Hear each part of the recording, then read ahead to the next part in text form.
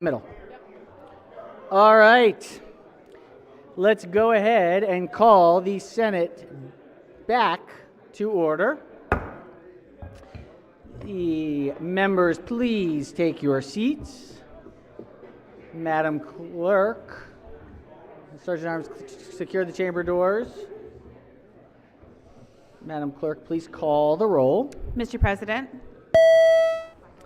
All right, Senators, we are going to substitute the prior session's invocation for this afternoon's session. We've got a busy day today, so during this little powerhouse session that we've got here, we're going to knock through a bunch.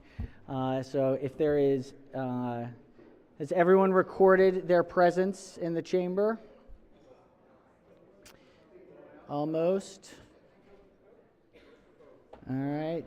We got, all right, good there. Senator from District 4. I'll wait for, there we go, for judicial proceedings. Senator from the 23rd. 23. All right, excellent. All right, the clerk will take the call. With 45 members in the chamber and a quorum being present, the Senate of Maryland is again back in session. Let's see if we have any guests or introductions before we start. Yes, recognize the senator from Howard County. Thank you, Mr. President. I'd like to introduce the doctor of the day, a longtime friend of the Assembly's, come here many times, Lorelei Ma, who's a radiologist with Advanced Radiology, past president of MedChi, and from District 13. Welcome. Wonderful. Welcome. Welcome. Thank you for being with us today. Any further introductions? Senator from Delegation Chair for Prince George's. No? We'll come back to you.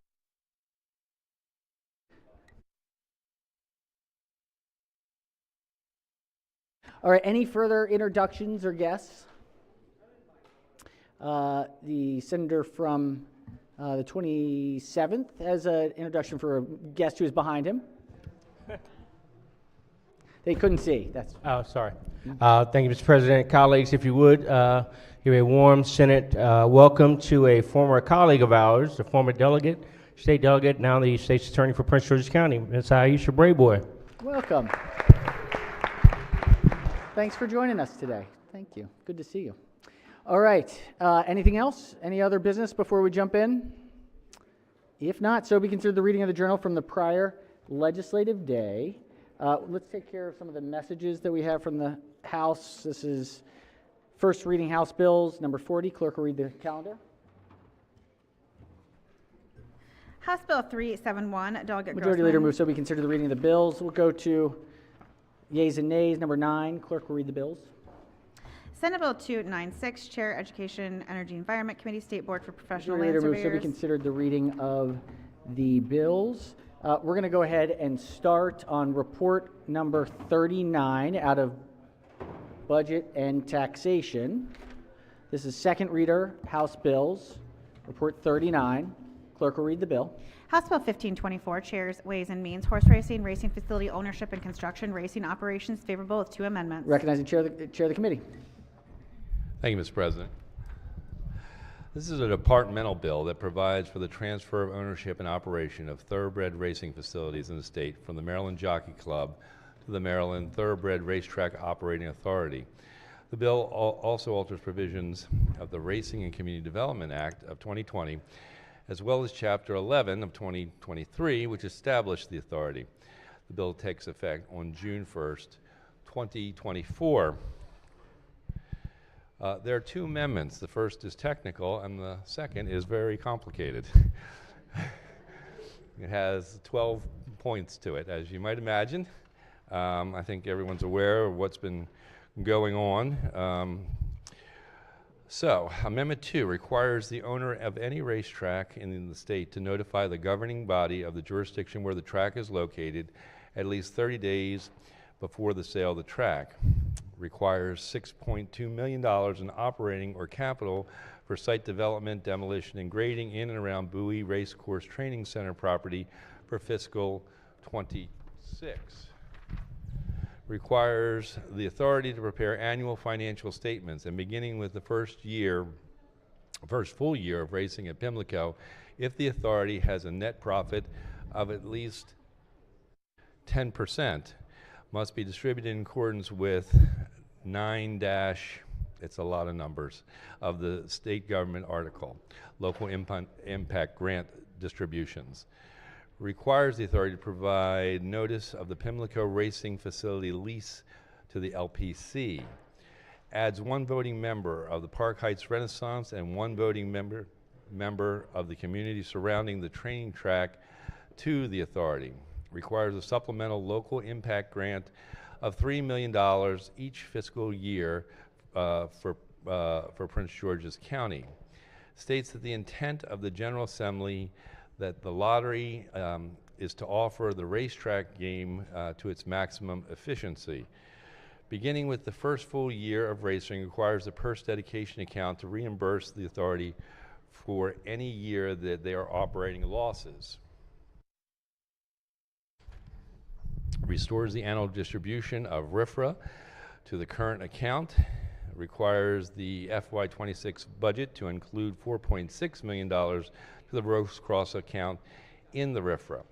Alters a requirement that unencumbered RFRA be swept to the ETF after a certain date.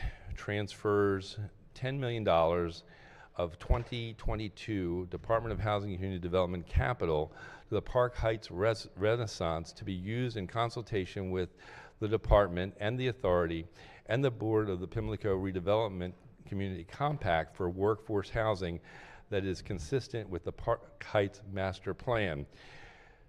And before I move adoption of all of that, let me just say that obviously we have been down this road before, and we have put together a plan that we believe will move everything forward. Everyone wants to see the Preakness to continue.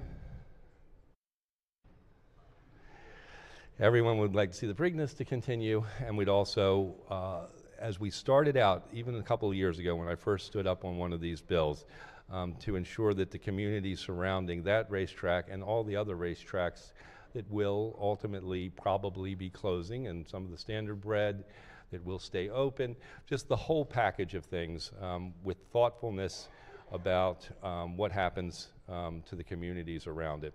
And with that, I will move adoption of the amendments and the favorable committee report. All right, the chair moves that we adopt the 2 committee amendments and the favorable committee report. On the amendments, any discussion? Yes, recognizing the Senator from Anne Arundel. Thank you. And the Center of District 32, where Laurel Racetrack is. Thank you, Mr. President. Yes. You talked about the Question for the floor leader? floor leader, please. Senator may proceed. Your comments, you talked about the grants. Can you tell me if the grants from Laurel Racetrack somehow remain in effect, or will they be lost when the racetrack's closed? The grant, oh, that's an interesting question. The grant that I referred to that had to do with the RFRA will be used, the $4.5 million for Laurel, but that'll be in connection with the continuing of the races there. Let me quickly phone a friend. So, Mr. Chairman, it's about 500. It is 500,000 a year. As you know, it's distributed to 3 jurisdictions.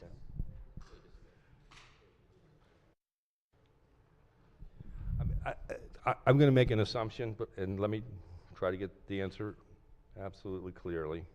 It's probably not until Laurel's closed that it's a problem, but I need to. That's when it would be, yes. And I need to prepare my community. Yeah. Okay. Yeah, it's going to be 3 more years at least. Correct.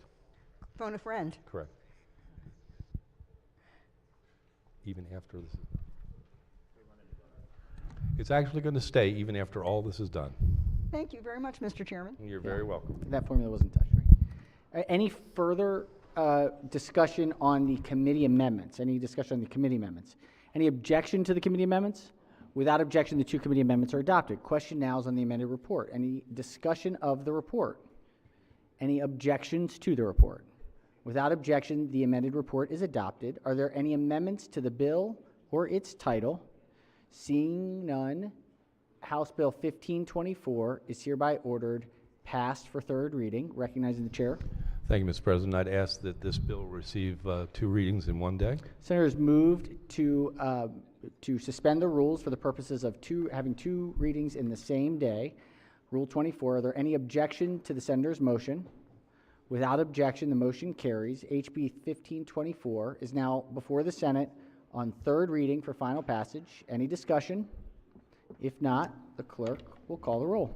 Mr. President, Has everyone recorded their vote? Anyone wish to change their vote? Explain their vote? If not, the clerk will take the call. With 41 votes in the affirmative, House Bill 1524, having received a constitutional majority, is declared passed, and that hot potato is in the House's hands.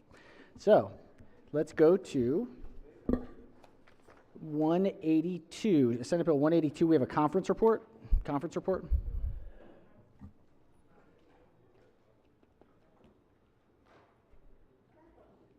Senate Bill 182, Senator Sidnor, Criminal Procedure, Facial Recognition Technology, Requirements, Procedures, and Prohibitions. All right, check with the chair of the conference committee on the conference report. Shucks, I don't know what to say. We've struck a deal. So,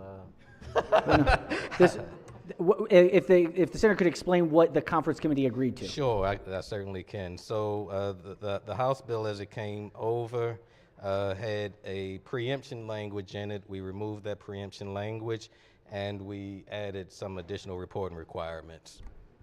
So All I right. move the conference committee's report. All right, the conference committee report has been properly moved. Are there any further discussion on the conference committee report? Any objections to the report? Without objection, the conference committee report is adopted.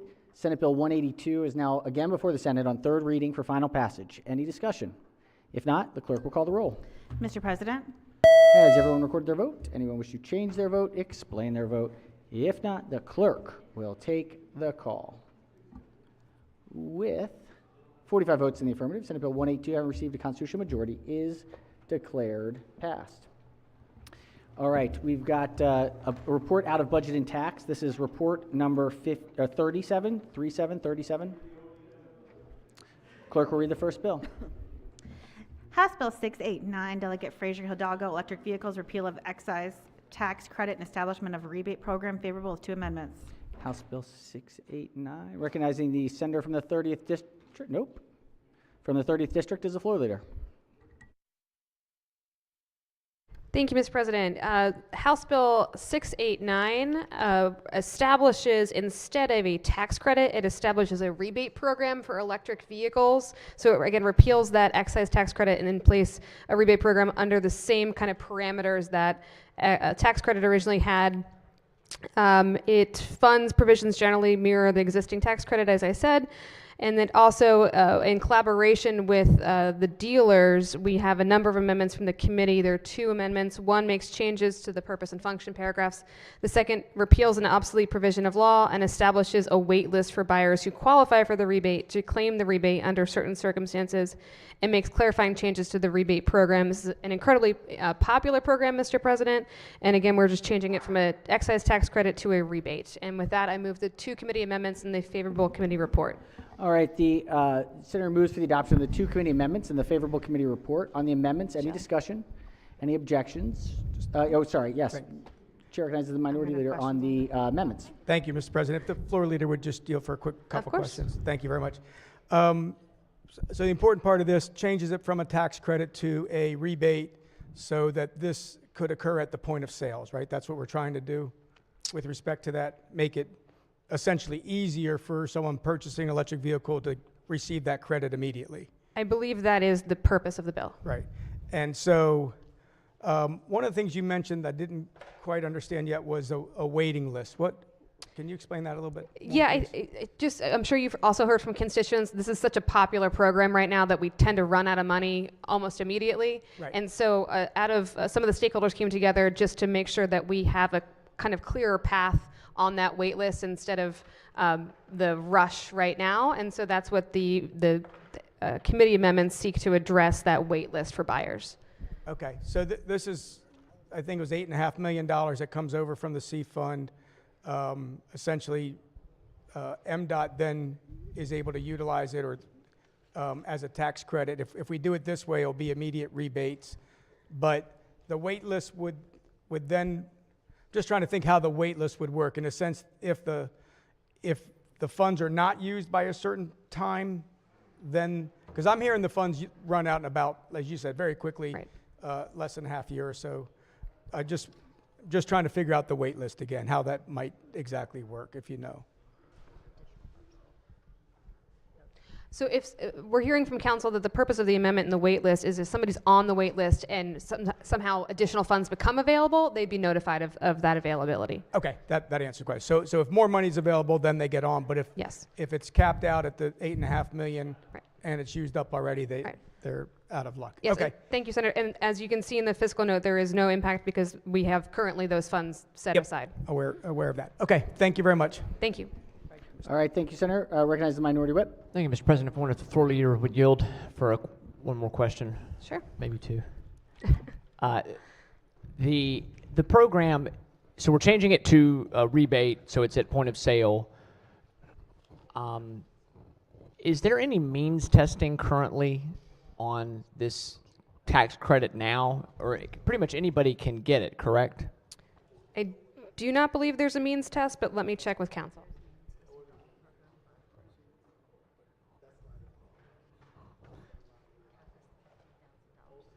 Right, so instead of an income-based means test, Senator, we use a means test of the cost of the vehicle, so 50,000 or fewer or less. Okay, good. But there is no means test for like first come, first served basically. Yes. Okay, all right. And just, I think it was asked already, but just so I'm clear,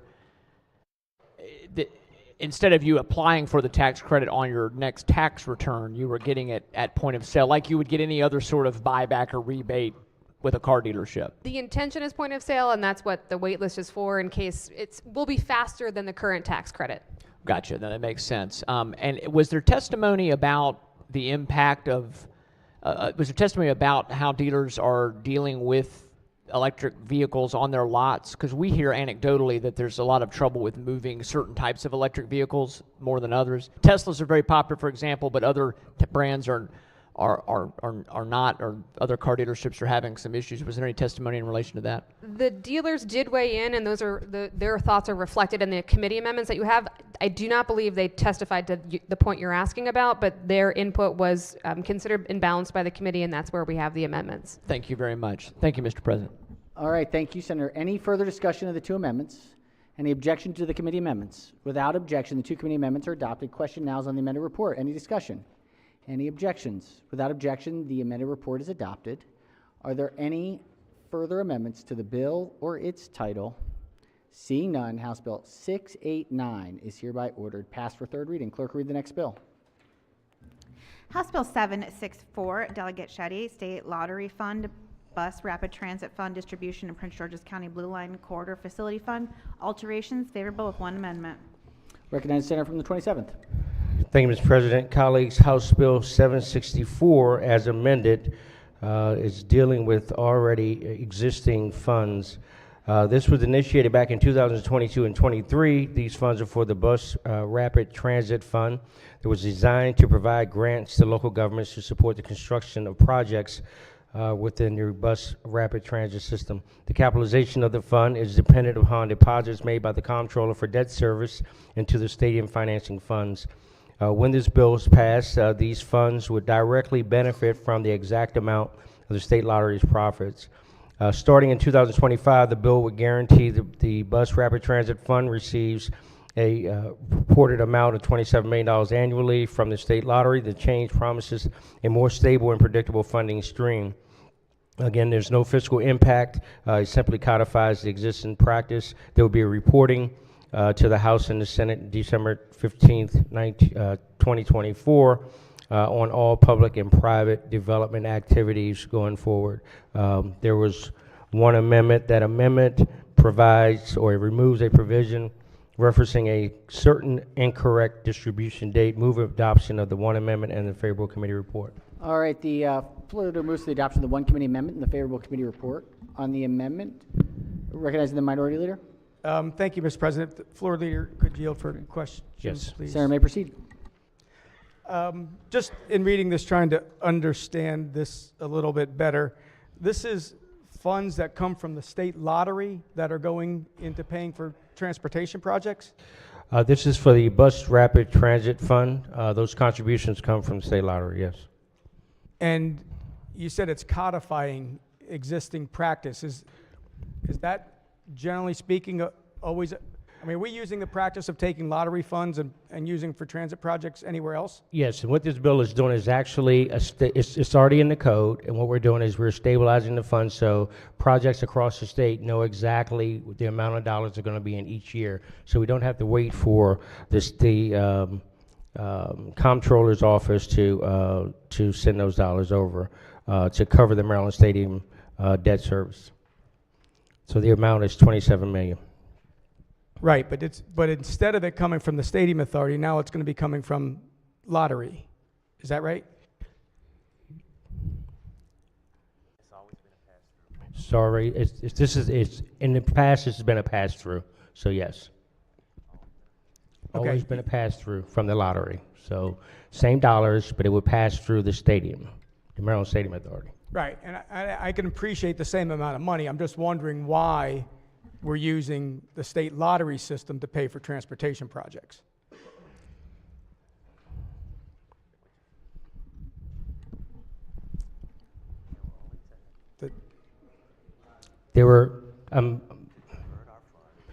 These are technical changes that are being made to divert funds.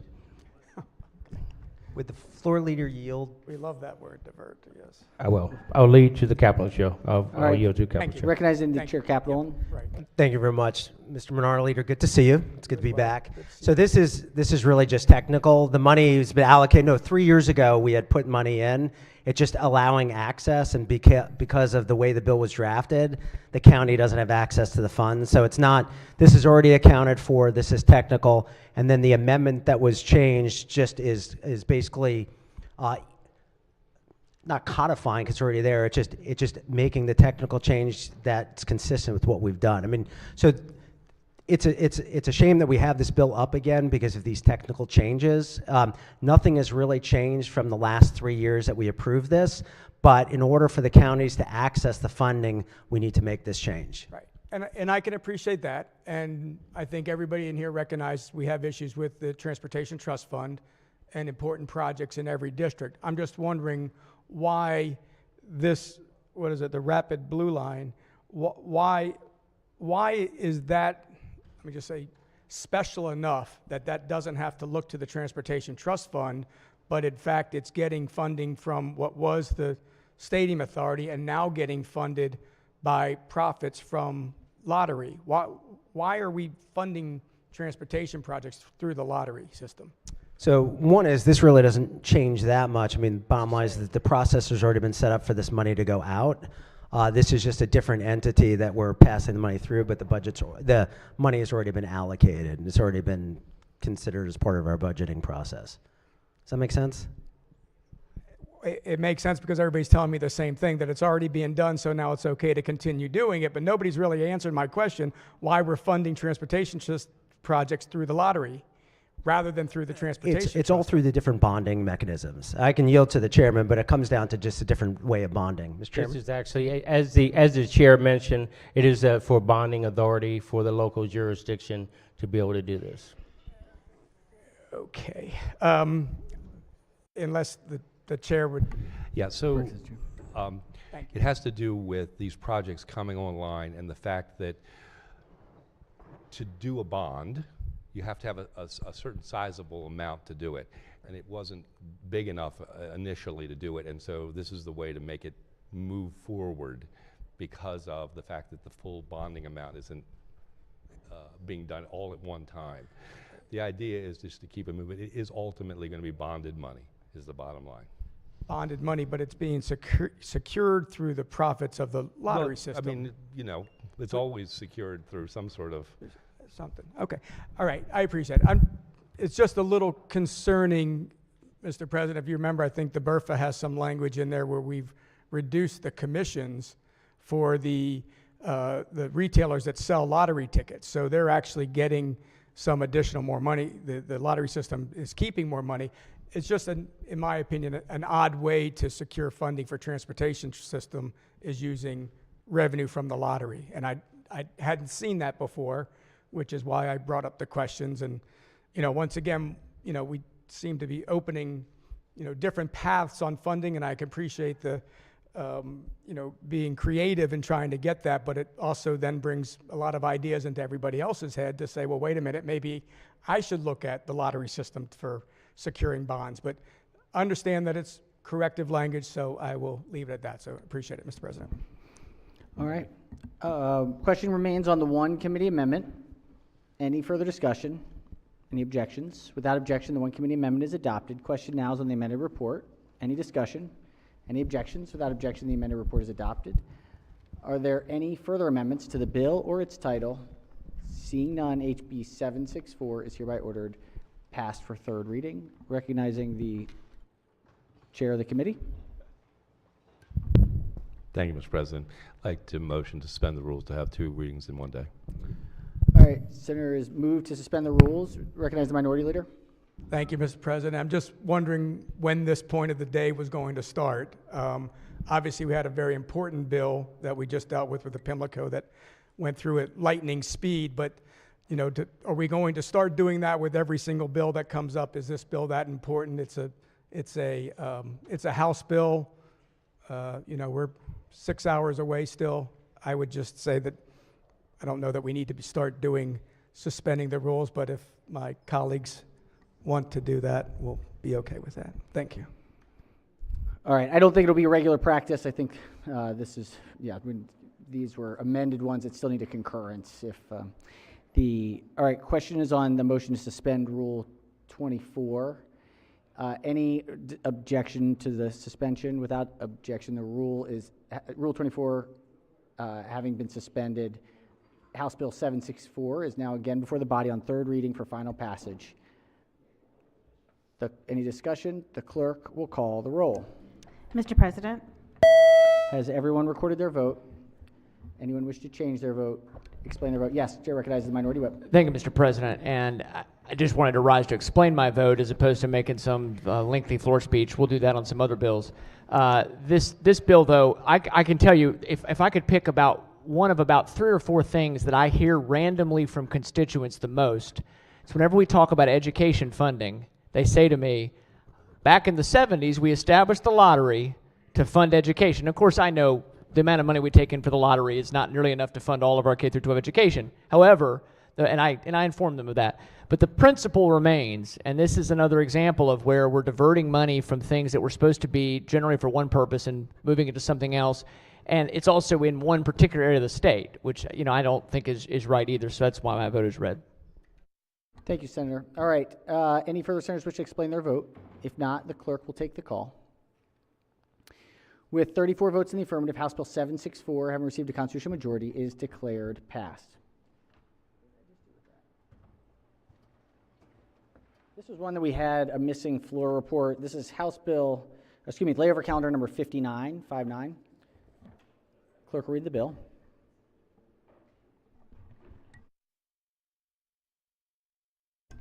House Bill 859, Delegate A. Johnson, Real Estate Brokers Licensing, License Renewals, and Continuing Education. Question is on the adoption of the one committee amendment and the favorable report. All right, question is on the one committee amendment and the favorable committee report. We need the floor report. Senator from the 23rd. We ready? Senator, may proceed. Okay, thank you. Colleagues, this bill is identical to the cross-file of SB 564, makes numerous technical and procedural changes to licensing and continuing education requirements for real estate brokers, associated real estate brokers, and real estate salespeople. There is one committee amendment, and that amendment conforms the bill to the Senate bill by changing the term of a fee. I move adoption of the one committee amendment and a favorable committee report. All right, the floor leader moves for the adoption of the one committee amendment and the favorable committee report. On the amendment, any discussion? Any objections? Without objection, the one committee amendment is adopted. And question now on the amended report. Any discussion? Any objections? Without objection, the favorable report as amended is adopted. Are there any further amendments to the bill or its title? Seeing none, House Bill 859 is hereby ordered passed for third reading. If we could go to concurrence calendar number 22.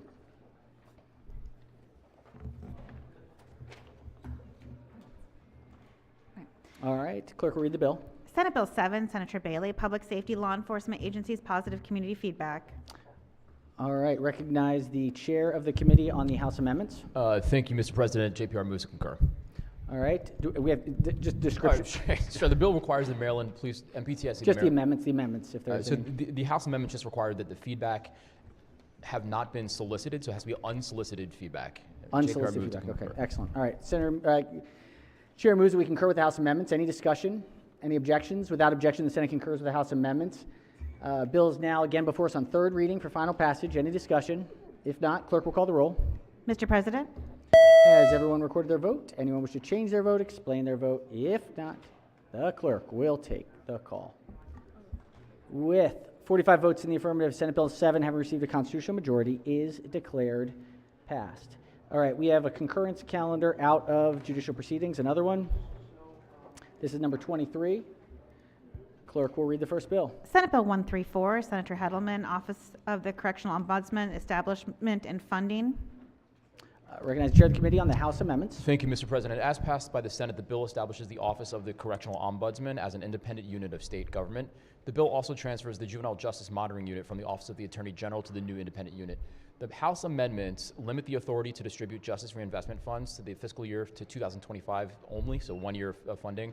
It allows the office to investigate a complaint even when the complainant is not personally affected, and it increases from 30 to 45 days the time that an agency has to respond to a report of the office. And finally, Mr. President, it alters the purpose in the membership of the purpose paragraph in the membership of the Correctional Ombudsman Advisory Board.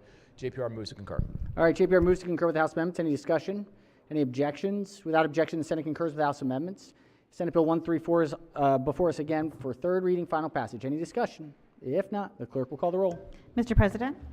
Has everyone recorded their vote? Anyone wish to change their vote, explain their vote? If not, the clerk will take the call. With 46 votes in the affirmative, Senate Bill 134, having received a constitutional majority, is declared passed. Clerk will read the next bill. Senate Bill 166, Senator Bailey, Waterway Incident Notification System Winds Work Group. Recognize the chair of the committee. Thank you, Mr. President. The House amendments conform the bill to the House cross-file that passed by the Senate unanimously. JPR moves to concur. Chair moves to concur. Any objection to the House amendments? Without objection, the House amendments are adopted. Senate Bill 166 is on third reading for final passage. Any discussion? If not, clerk will call the roll. Mr. President? Has everyone recorded their vote? Anyone wish to change their vote, explain their vote? If not, the clerk will take the call. With 45 votes in the affirmative, Senate Bill 166, having received a constitutional majority, is declared passed. Clerk, read the next bill. Senate Bill 345, Senator Waldstreicher, Transportation Vision Zero Advisory Commission, Establishment. Recognize the chair of the committee. Thank you, Mr. President. As passed by the Senate, this bill establishes the Vision Zero Advisory Commission to advise the Department of Transportation on best practices to eliminate deaths and serious injuries on roadways. The House amendments strike the provisions establishing the commission and instead establish standards and requirements for the implementation of the Vision Zero program. JPR moves to concur. All right, JPR moves to concur with the House amendments. Any discussion? Any objections? Without objection, the Senate concurs with the House amendments. Senate Bill 345 is again before us on third reading for final passage. Any discussion? If not, clerk will call the roll. Mr. President? Has everyone recorded their vote? Anyone wish to change their vote, explain their vote? If not, the clerk will take the call. With 46 votes in the affirmative, Senate Bill 345 having received a constitutional majority is declared passed. Clerk, read the next bill. Actually, if we can, Madam Clerk, we'll do a quick pause in the calendar if senators don't mind. I know we're moving, but we have a guest who is joining us here today. Wanted to bring some remarks here on this sine die. If we could invite up the Governor of Maryland. Welcome. Good to see you. Yeah, almost there. Almost. Hi, everybody. Good evening. Good evening. I'm going to be very, very brief, but I could not let the moment go by. Oh, yeah, please stand. Yes. No. I'm going to be brief. We still got work to do. But I could not let the moment go by without saying thank you. First, Mr. President, thank you to you. Thank you for your partnership. Thanks for the leadership. Thanks for everything you continue to bring to this body. We appreciate you more than you know. So thank you so much, Mr. President. Thank you. And to each and every one of you, these days have been long. These weeks have been long. And everything we thought about the session when it first started, throughout the process of the session, it has changed. It is altered, it is evolved. We are now at a point of a finish line. And I just want to tell you how grateful I am to each and every one of you for not just all the hard work, but all of the faith, all of the confidence, all the camaraderie. Each and every one of you went and you fought hard and continue to fight hard for your bills. We need that. The people have brought us here to ask us to do exactly that. But we've always made sure that we understood that we are one Maryland at the end of the day. And so I'm grateful to have all of you as partners. Partnership produces progress inside of this work. And I think we are about to have a sine die and have an end of a session that the entire state can be proud of because you all came in and continue to do the work. So I just want to say thank you. God bless you. Looking forward to midnight. I know a lot of work's got to happen before that. But I just want to say from the bottom of my heart how much I appreciate y'all. So thank you so much. Thank you. Thanks, guys. Thank you. We appreciate you, Mr. Governor. Thank you. We got a lot of work to work on, and we'll see you at midnight. All right, onwards we go. Madam Clerk.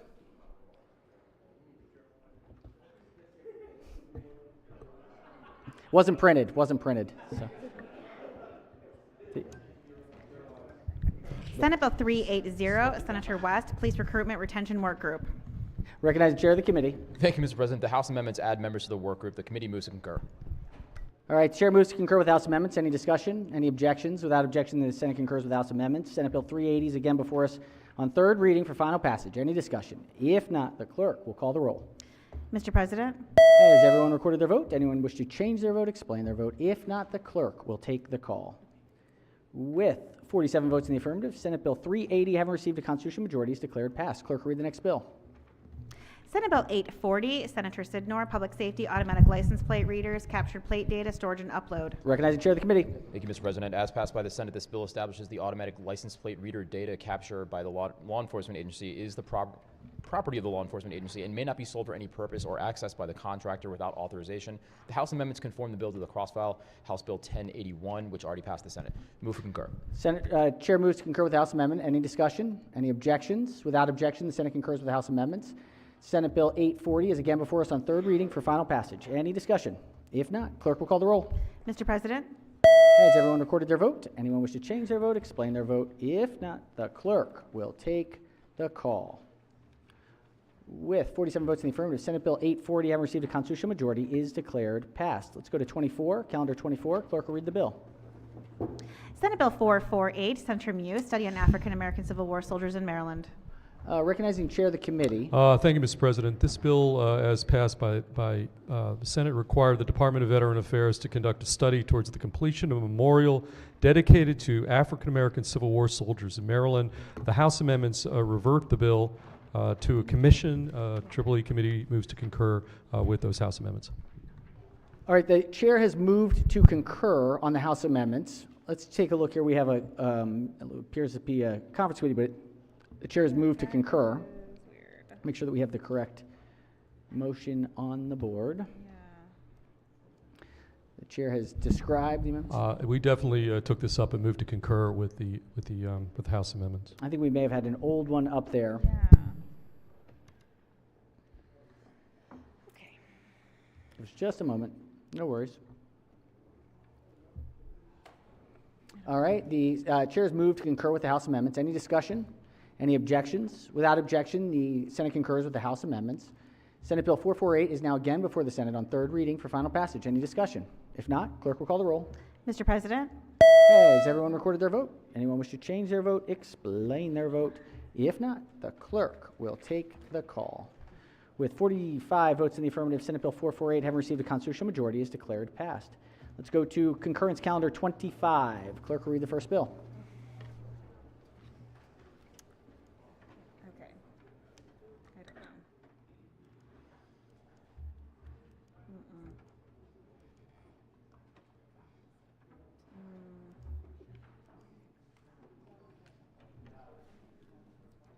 Clerk will read the bill.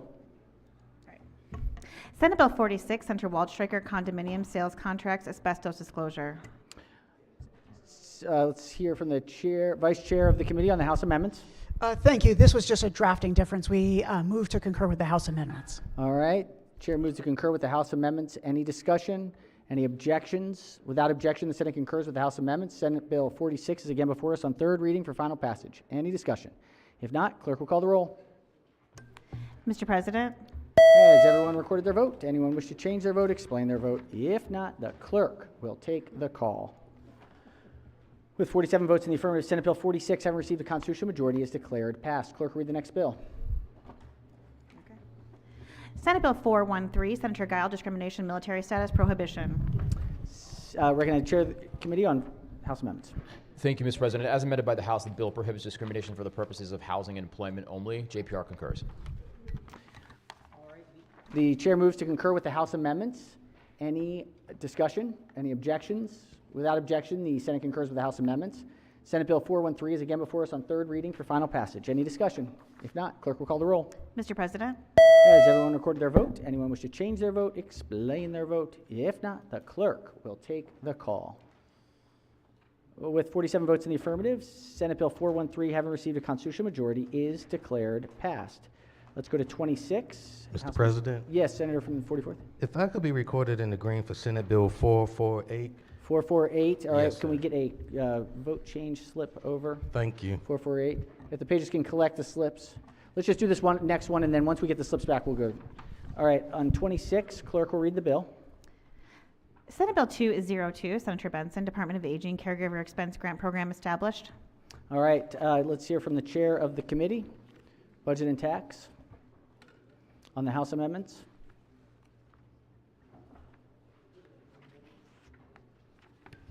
Thank you, Mr. President. This bill establishes a caregiver expense grant program for caregivers of adult family members within the Department of Aging. Under the bill, the grant may not exceed $2,500. Authorize the governor to allocate up to $5 million for the program. The House amendment alters the definition of family member to include a person of at least 60 years old, a person with Alzheimer's, or a child or adult with developmental disabilities. Budget and Tax concurs with the amendments. All right, the chair moves to concur with the House amendments. Any discussion? Any objections? Without objection, the Senate concurs with the House amendments. Senate Bill 202 is again before us on third reading for final passage. Any discussion? If not, the clerk will call the roll. Mr. President, Has everyone recorded their vote? Anyone wish to change their vote, explain their vote? If not, the clerk will take the call. With 47 votes in the affirmative, Senate Bill 202, having received a constitutional majority, is declared passed. It's a good bill right there.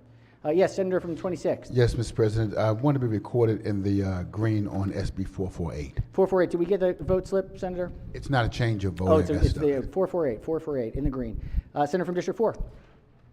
I don't have a vote change. I needed to be recorded in the green in SB 182, but I gave a slip. Great, that works. 182 in the green. In the green. Any objections? Without objections, so ordered. Where was the other one? Who had the other one? Look at that short-term memory loss. I can't even remember. Senator from the 44th? Well, no. Senator from the 44th? Was there a vote change? We'll come back to it. Just wanted to be recorded. Just be recorded. And what vote was what bill? Senate Bill 448. 448, apologies. Okay, 448. Any objections? Without objection, so ordered. All right, let's go to 27. 27, clerk will read the bill. Senate Bill 654, Senator A. Washington, Prince George's County Student Support Specialist Network and Success Action Plans, Student Supports and Success Act. Recognizing chair of the committee. Thank you, Mr. President. Senate Bill 250 establishes a student support specialist network, and the specified membership in each public high school in Prince George's County requires each network to develop, complete, and implement a student support success action plan. The House amendments alter the date by which Prince George's County must submit a report on school facilities surcharge from December 2022 to December 2026. The Triple E Committee moves to concur with those House amendments. All right, chair moves to concur with the House amendments. Any discussion? Any objections? Without objection, the Senate concurs with the House amendments. Senate Bill 654 is again before us on third reading for final passage. Any discussion? If not, clerk will call the roll. Mr. President, Has everyone recorded their vote? Anyone wish to change their vote, explain their vote? If not, the clerk will take the call. With 46 votes in the affirmative, Senate Bill 654 having received a constitutional majority is declared passed. Clerk, read the next bill. 28. Oh, I'm sorry. Yes, 28. Yes, thank you, Madam Clerk. Senate Bill 482, the President, Governor's Office, engaging neighborhoods, organizations, unions, governments. All right, we recognize the chair of the committee. Yes, thank you, Mr. President. This is a bill from the governor, who was just here, establishes the governor's office for children and the special secretary of the governor's office for children for the purpose of administering community-based grants. The House amendments modify reporting and eligibility requirements and the method through which a lead partner may apply for grants in the office. The EEE committee moves to concur with those House amendments, Mr. President. All right, chair moves to concur with the House amendments. Any discussion? Any objections? Without objection, the Senate concurs with the House amendment. Senate Bill 482 is again before us on third reading for final passage. Any discussion? If not, clerk will call the roll. Mr. President? Has everyone recorded their vote? Anyone wish to change their vote, explain their vote. If not, the clerk will take the call. With 38 votes in the affirmative, Senate Bill 482, having received a constitutional majority, is declared passed. All right, let's get this other concurrence here. This is number 29. Clerk will read the bill. Senate Bill 991, Center Land Behavioral Health Language Assistance Service Pilot Program. Recognizing the Chair of Finance. Thank you, Mr. President. The House amendments specify that rather than adopt regulations implementing the program, the administration must administer the program in accordance with the bill's requirements. Move to concur. The Chair moves to concur with the House amendments. Any discussion? Any objections? Without objection, the Senate concurs with the House amendments. Senate Bill 991 is again before us on third reading for final passage. Any discussion? If not, the clerk will call the roll. Mr. President? Has everyone recorded their vote? Anyone wish to change their vote, explain their vote. If not, the clerk will take the call. With 47 votes in the affirmative, Senate Bill 991, having received a constitutional majority, is declared passed. All right, let's take up a House bill amended set. Just trying to give some of them that are on the edge here a chance. Let's see if they make it. Some will, some won't. Let's go to third reading calendar of House bills number 74. Clerk will read the first bill. House Bill 139, Delegate Terkudian, Landlord and Tenant Notice of Utility Bills and Residential Leases, Gas and Electric Services. House Bill 139 is on third reading for final passage. Any discussion? If not, clerk will call the roll. Mr. President? Has everyone recorded their vote? Anyone wish to change their vote, explain their vote. If not, the clerk will take the call. 45 votes in the affirmative. House Bill 139 have received a constitutional majority. Is declared passed. Clerk will read the next bill. House Bill 457, Delegate Lenham, Environment, Synthetic Turf, Chain of Custody. House Bill 457 is on third reading for final passage. Any discussion? If not, the clerk will call the roll. Mr. President? Has everyone recorded their vote? Anyone wish to change their vote, explain their vote? If not, the clerk will take the call. 44 votes in the affirmative. House Bill 457, having received a constitutional majority, is declared passed. Clerk will read the next bill. House Bill 577, Delegate Grossman, Housing and Community Development Study on the Establishment of a Homeless Shelter Licensing Program. House Bill 577 is on third reading for final passage. Any discussion? If not, clerk will call the roll. Mr. President? Has everyone recorded their vote? Anyone wish to change their vote, explain their vote? If not, the clerk will take the call. With 44 votes in the affirmative, House Bill 577 have received a constitutional majority. Is declared passed. Clerk will read the next bill. House Bill 1097, Delegate Guyton, State Board of Veterinary Medical Expenses, Veterinary Technicians, and Veterinary Assistants. House Bill 1097 is on third reading for final passage. Any discussion? If not, clerk will call the roll. Mr. President? Has everyone recorded their vote? Anyone wish to change their vote, explain their vote? If not, the clerk will take the call. 45 votes in the affirmative, House Bill 1097 have received a constitutional majority. Is declared passed. Clerk will read the next bill. House Bill 1227, Delegate Holmes, Condominiums, Mandatory Insurance Coverage, Detached Units. House Bill 1227 is on third reading for final passage. Any discussion? If not, clerk will call the roll. Mr. President? Has everyone recorded their vote? Anyone wish to change their vote, explain their vote? If not, the clerk will take the call. 46 votes in the affirmative. House Bill 1227 have received a constitutional majority. Is declared passed. Clerk will read the next bill. House Bill 1511, Delegate Love, Forest Conservation Act, Modifications. House Bill 1511 is on third reading for final passage. Any discussion? If not, clerk will call the roll. Mr. President? Has everyone recorded their vote? Anyone wish to change their vote, explain their vote? If not, the clerk will take the call. 46 votes in the affirmative. House Bill 1511, having received a constitutional majority, is declared passed. Mr. President, Yes, recognize the senator from the 35th. a change from green to red on House Bill 139. 139, do we have the slip, Senator? Any objections? Without objection, so ordered.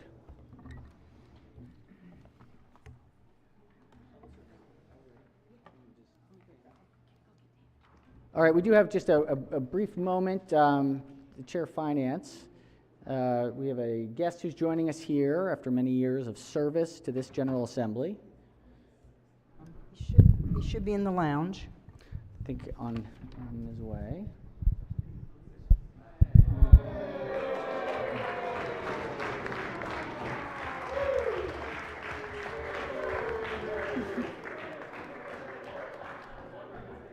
Recognizing the Chair of Finance. Thank you, Mr. President. So we're very happy for David Smolsky that he will be retiring this year, but he's going to be so greatly missed. He's been here 35 years, and the history that he brings to us on our legislation has just been amazing. And we've been so grateful to David, and I hope he doesn't stay away too long, but David, you've just been such an asset to this committee. We couldn't have done it without you. And I think your lovely wife is here somewhere. There she is. Robin, thank you for loaning us David. I'm not sure what you're going to do with him if he's home.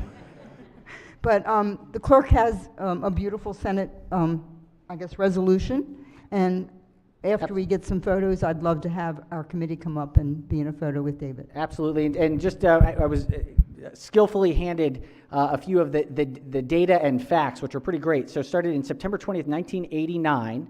I was officially 6 at the time. Making lovely, it was, out of love, out of the amazing work that is happening. So it worked for the budget review function almost 35 years ago when it was the Department of Fiscal Services. So spent most of the career DLS staffing House and Senate committees, came and landed in the Senate where the real work lands, and was at the House Appropriations Committee, followed by Senate Finance, then Senate Budget and Tax, and then a return back to the Senate Finance Committee. Quite a distinguished career that we are so incredibly grateful for your work. It really has been remarkable on some of the most complex issues that our state and country face. So without further ado, the clerk will read the resolution in full. Be it hereby known to all that the Senate of Maryland offers sincere congratulations to David Smolsky in recognition of your retirement as an analyst after 35 years of dedicated and exemplary service with the Department of Fiscal Services and the Department of Legislative Services. Congratulations. The entire membership extends its best wishes on this memorable occasion and directs this resolution be presented on this 8th day of April, 2024. The clerk will call the roll. Mr. President? Has everyone recorded their vote? If so, the clerk will take the call. To the Honorable Mr. David Smolsky, congratulations on your 35 years of service to this General Assembly.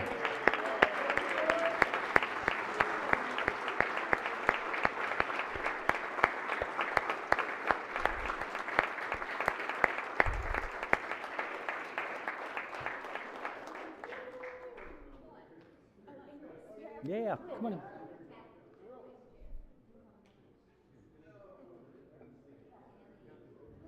Just think, you're going to have this retirement picture, you'll always have that sparkly jacket right there. So.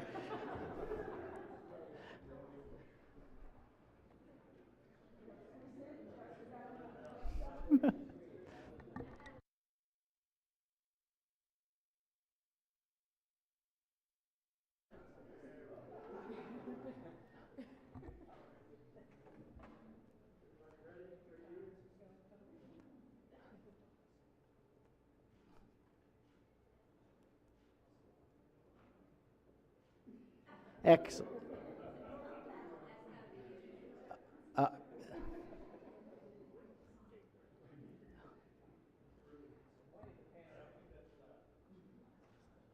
Excellent. Wonderful. Congratulations. Congratulations. Mr. President. Recognize the Minority Leader. Just very quickly from our side of the aisle, so many of us that serve with David and were able to work with him as an analyst, I just want to say thank you as well.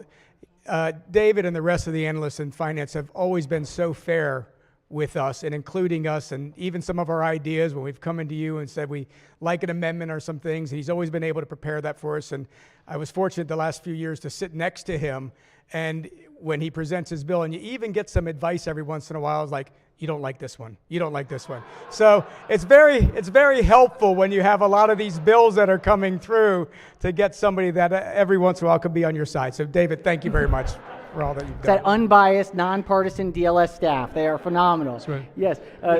Just very briefly, having served on the Finance Committee for several years with the minority leader, with the current chair.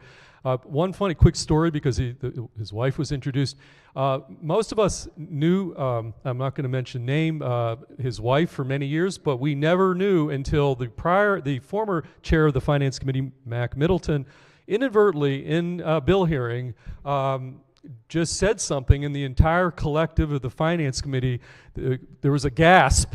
They were like, did you know? Did you know? And nobody knew for all these years that these two great people were married. But I remembered the moment, and it was shock, and there was dismay, perhaps, bewilderment, but I just have to share that moment in many respects. I don't know where to go from there.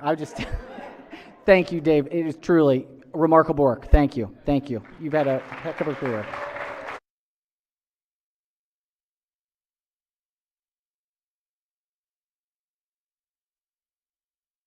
It's wonderful. It's not every day you get to celebrate somebody that's been providing such amazing work. Thank you. It's great. All right. Now to transition back into the work. Onwards we go. All right. Let's see. Where are we?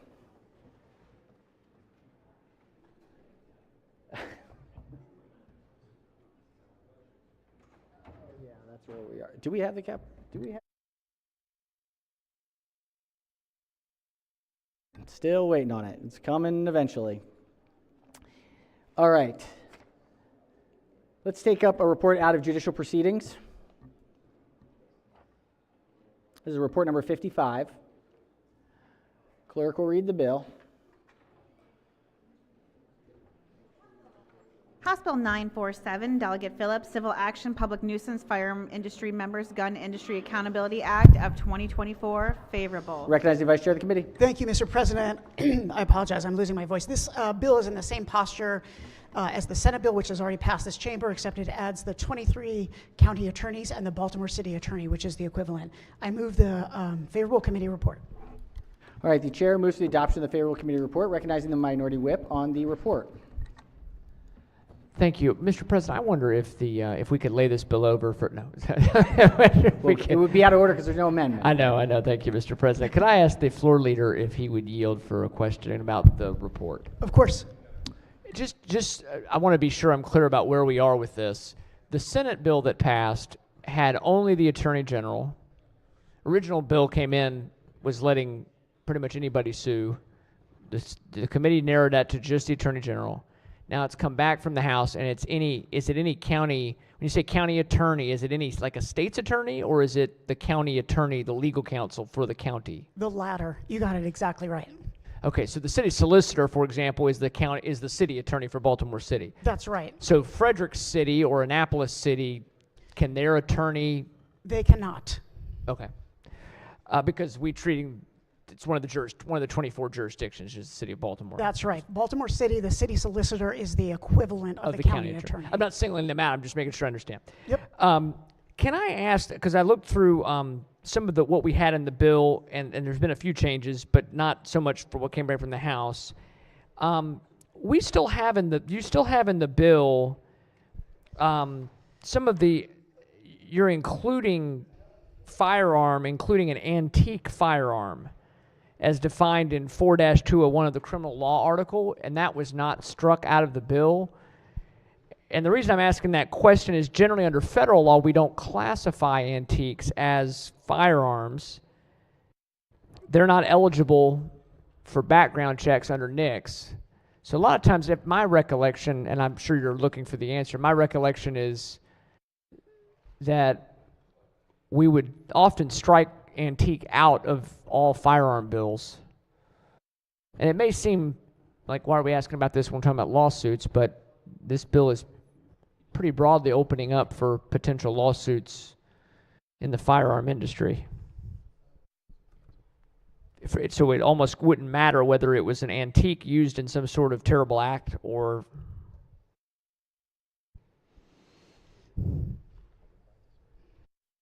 We're getting an answer to that question. Just hold for 1 second. Sure. Okay. So the answer is those firearms are still covered under this legislation, under the same theory as the rest of the legislation. Someone could commit a bad act using that, even though it's an antique firearm, and that bad act would still be compensable under the bill. What kind of negligence would have to be shown for an attorney, the attorney general or a county attorney, to file suit over something like an antique firearm? Well, let's start more broadly. What kind of action would be eligible for a lawsuit under this bill? Sure. An action that is negligent, for example, as you indicate, an action that is willful, like gross negligence, and an act that was willfully malicious. So that entire spectrum from negligence to willful maliciousness. An example of gross negligence, well, just negligence, because gross negligence, probably, if this bill was only about gross negligence, probably be a little bit different discussion. What's an example of negligence that would cause, what's an example of negligence for an out-of-state company that's perhaps manufacturing firearms or selling firearms? What would be an example of negligence that might be commonly thought of? So the example that we used in the House hearing on this bill is the example of Glock, a manufacturer that makes a gun that can be easily modified with a $30 switch to turn from a traditional firearm into an automatic weapon. Glock has actual knowledge that the switch is being utilized and has not altered their design of the firearm. So that's probably the best example. Does Glock sell switches? They do not. Are switches illegal? Switches are illegal under criminal law, and we made sure of that in a bill that you voted against. Yes, I did. Although I think I explained why. It's partly because of this kind of behavior, generally speaking, not specifically speaking. We've had an example of cars being stolen at sort of record rates around the state and other parts of the country. And there's been a move to go after the car manufacturers. Is that the same sort of concept here? It's a similar concept. Imagine under the current circumstances, as many of you know, Kia and Hyundai manufactures vehicles whose key fob could be replicated using something simple on TikTok. People were doing this and stealing their vehicles. Kia and Hyundai changed the design of their vehicle so that can no longer happen. Contrast that with Glock, which also has actual knowledge as to the issue with their firearms. They have not changed the design of the firearm to prevent it from being modified into an automatic weapon. Is that the plan then for this bill, is so that we can sue a specific group? No, you asked for an example, I provided an example. Understood. Firearm accessories are in the bill, and I was trying to see here, earlier it was kind of just broadly firearm accessories. Are they now narrowed in any way, or is it pretty much any firearm accessory or related product is still eligible for this sort of lawsuit? Yep, they're in the bill for the exact reason we just discussed, the auto sears. Is it, okay.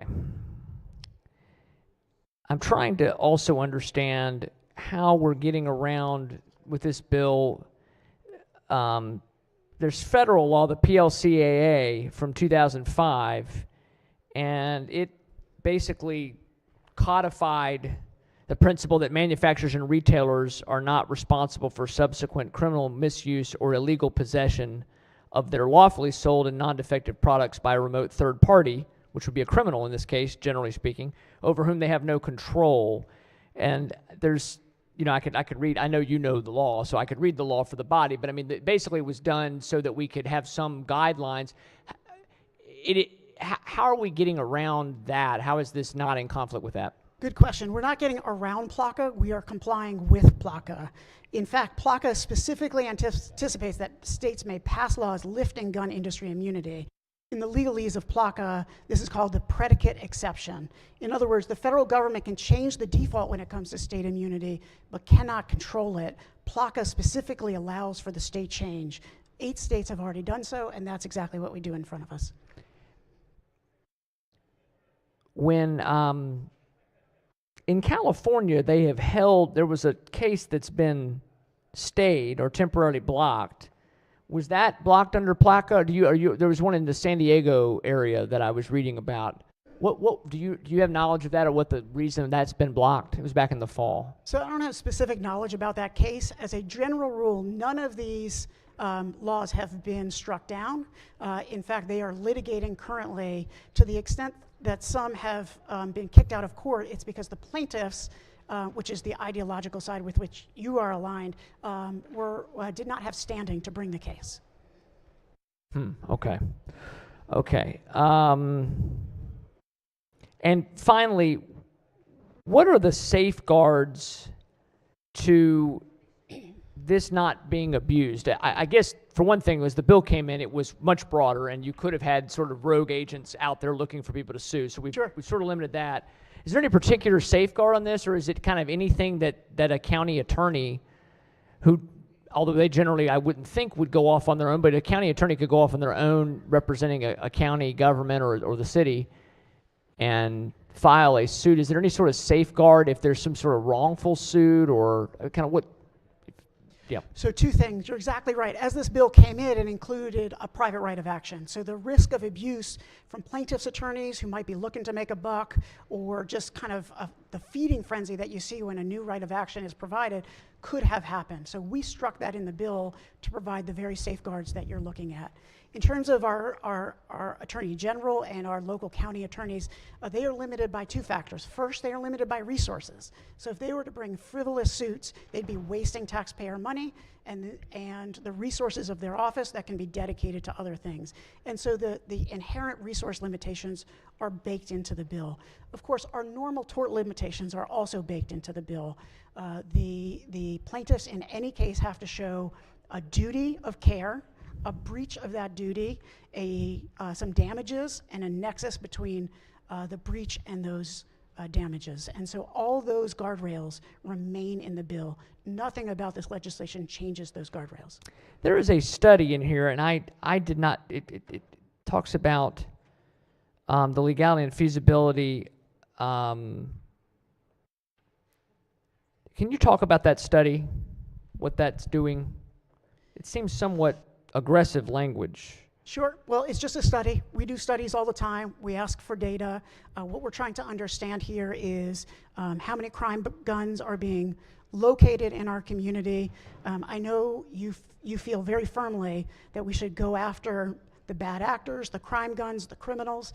This study will give us a little bit of insight into exactly how those crime guns are being used. As you know, most of the crime guns that are used are illegal weapons, and we need to understand better how the guns go from the stream of commerce, from the legal purchaser to the illegal user. This study will help us do that. Thank you for that answer. I think perhaps sort of one other thing. I think I have one more question. I'm sure there's a desire to want to figure out the committee report and make a decision on that. On page 5, a party seeking relief under this section is not required to prove that a firearm industry member acted with the intent to violate this subtitle. So does that mean when we say a party seeking relief, is that the party suing, or is that It's the plaintiff. The plaintiff. So they're not required that they acted in any intent? Nope, that's not the case. We required under the bill that they act knowingly, but we don't require them to know that what they're doing is not legal, and that is consistent with how every other law works. Oh, I understand. So No, when you I drive, get it. just as an example, when you drive down Route 50 and you go 85 miles per hour, the prosecutor need not show that you knew that the speed limit was 55. They only need to show that you knew that you were going 85. There's not a mens rea requirement for breaking a law like that, in the sense, I meant to break it. You broke the law. Right. There is a mens rea requirement in the bill, but not a mens rea requirement to break the law. Gotcha. And I guess, maybe I might conclude some questioning with this here. There may be more that we want to say about this bill, but I think as far as just being sure that the body understands the bill and those watching. There was one more thing, and it's not started to skip backwards, but on page 3 of the reprint, this was in the original bill, but we talk about a firearm industry member may not knowingly create, maintain, or contribute to the harm to the public through sale, manufacture, distribution, importation, or marketing of a firearm-related product by engaging in conduct that is unlawful, which the unlawful part I don't necessarily have as much of an issue with, but the unreasonable under the totality of the circumstances. And I'm not familiar with that. I feel like I've heard that before, but I'm not familiar with an unreasonable under the totality of the circumstances. Is that sort of civil lawsuit language, or that seems very broad is all I'm saying. No, I appreciate what you're saying. That is the standard language by which tort cases are adjudicated. So this is not outside of the way we usually do things in court. Okay. Mr. President, I think I've reached the end of my questions, so at least at this time, thank you. All right, thank you, Senator. All right, Senator from the 37th District on the favorable report. Thank you, Mr. President. Real quickly, because I missed the last debate, I apologize. I don't want to drag it on because I know you've gone through a lot about the reports. But that you can still. How does this report deal with? Senator, is this a question for the floor leader? Question for the floor leader. I'm sorry. Senator may proceed.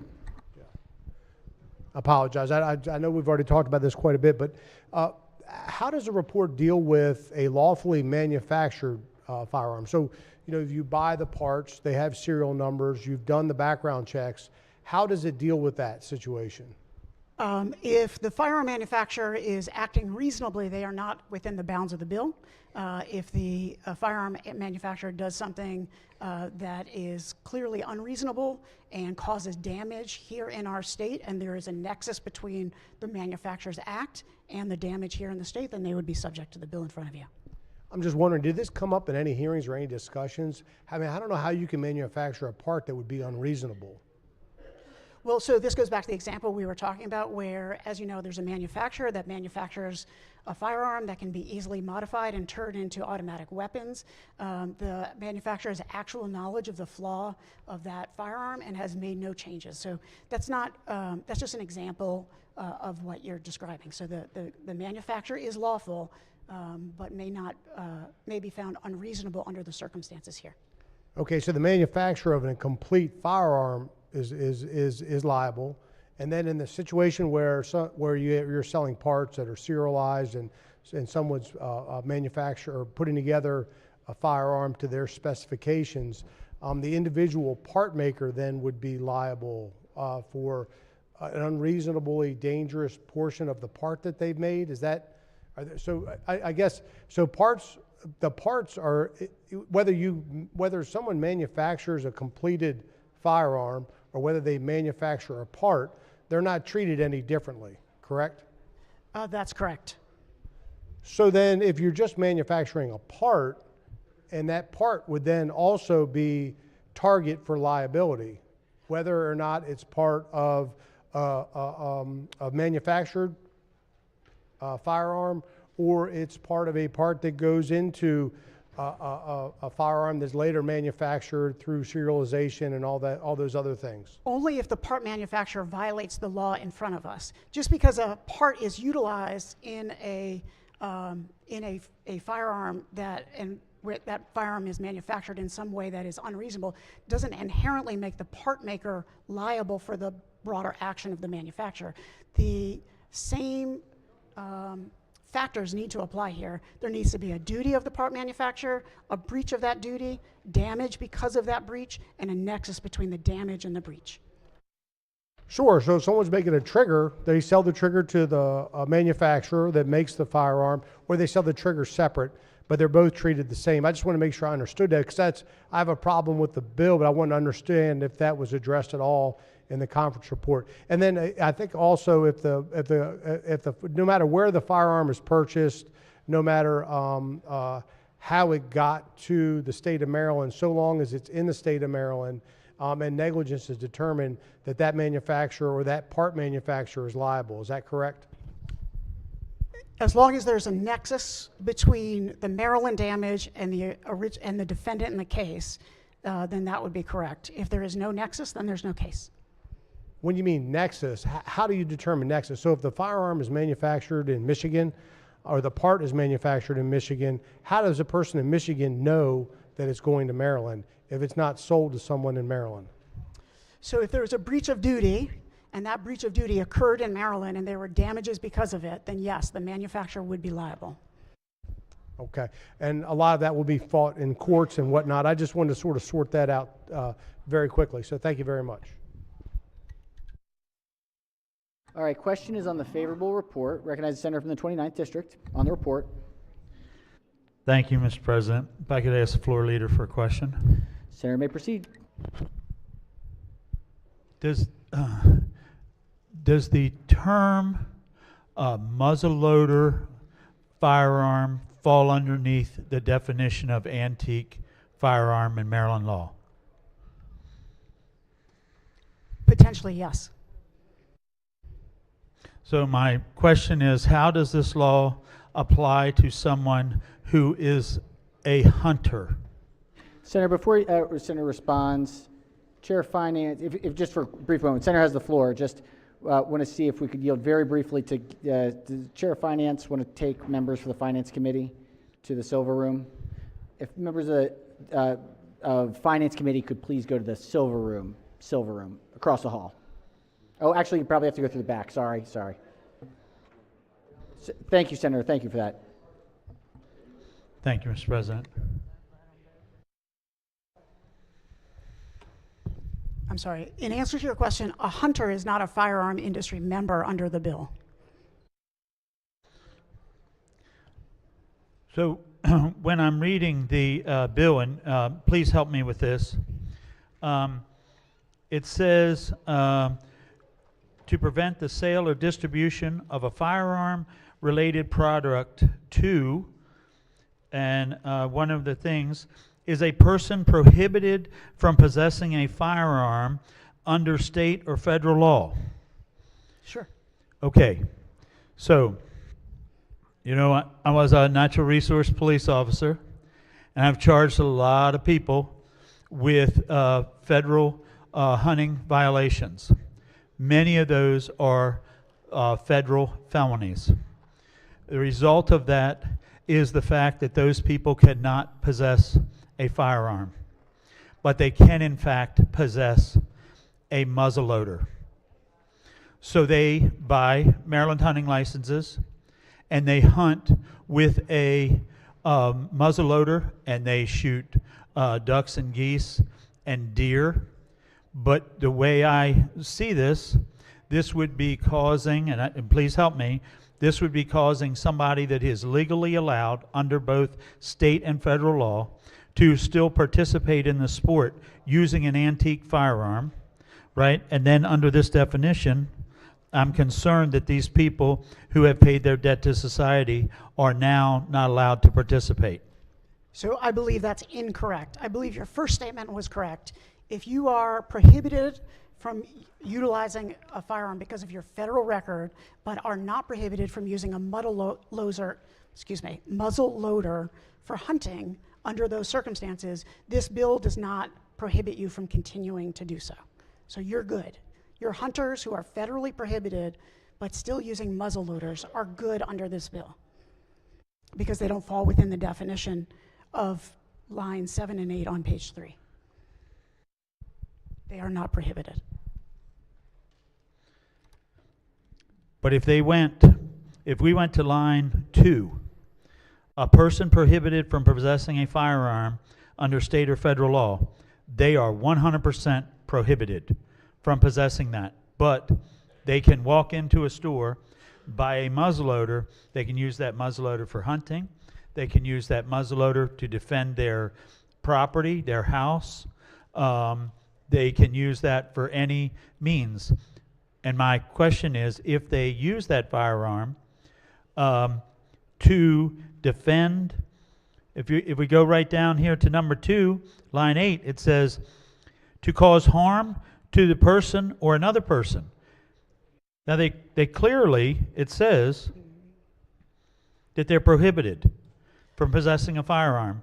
But then because we use the definition of antique firearm and they use it to under the Castle Doctrine, protect their family in their own home. My concern is that they will then be guilty of this provision. So it's not guilty or not guilty, because this is civil only. But just to be clear, because they are not prohibited from having the muzzle loader, they are not prohibited from being sold one under this bill. This bill does not change that. Where it does apply to antique firearms if they were to act unreasonably with it. So if you were to use a muzzle loader, and I apologize for the extreme example here, to go on a school shooting, you would be liable for the civil consequences of that under the bill. But being sold a muzzle loader and possessing a muzzle loader, because those are not prohibited acts under state or federal law, would continue to be allowed. So your hunters are good to go. Okay. And I'm sorry about the reference to guilty and not guilty. I understood that. I just was in the heat of the moment there. The issue, though, that I will say is I definitely want it understood that I have genuine concerns about this. All right. Question is on the favorable report. On the favorable report, any further discussion of the report? Any objections to the report? Without objection, the favorable committee report is adopted. Are there any amendments to the bill or its title? Yes, Senator from the 42nd District. Senator has an amendment? I do not have an amendment. I'd like to ask some questions of the floor leader. Am I too late? Senator is slightly late. I'll do it on third reader. I think we might get one to move it around. Well, I think we can take this one up on third, potentially. Yeah, okay, so let's do that. Let's, if there is, we're at second reading, so open amendment. If there's no amendment, the bill is ordered passed for third reading, and we'll take it up in third reader. Thank you. Okay. Is there an amendment? Okay, let's check with the chair of the committee. I'd like to, under Rule 24, have 2 readings in one day. All right, the senator has moved to suspend Rule 24 for 2 readings in the same day. Let's see, are there any objections to the motion? Chair recognizes the minority whip. Yeah, Mr. President, I think we've done a lot of this 2 readings in one day, and we've had all session. I object to it. All right, So the as senator for objects. roll call on the. All right, the question is whether to suspend Rule 24. Are there any further discussion? If not, clerk will call the roll. Mr. President? Has everyone recorded their vote? Anyone wish to change their vote? Explain their vote? If not, the clerk will take the call. With 31 votes in the affirmative, the rules having been suspended, House Bill 947 is on third reading for final passage. Any discussion? Yes, recognize the senator from the 42nd. Thank you, Mr. President. If the bill is not on third reader, can I ask some questions? Senator may proceed. Thank you. Mr. Floor Leader, nice to see you across the floor. Good evening. We're much closer to each other in committee.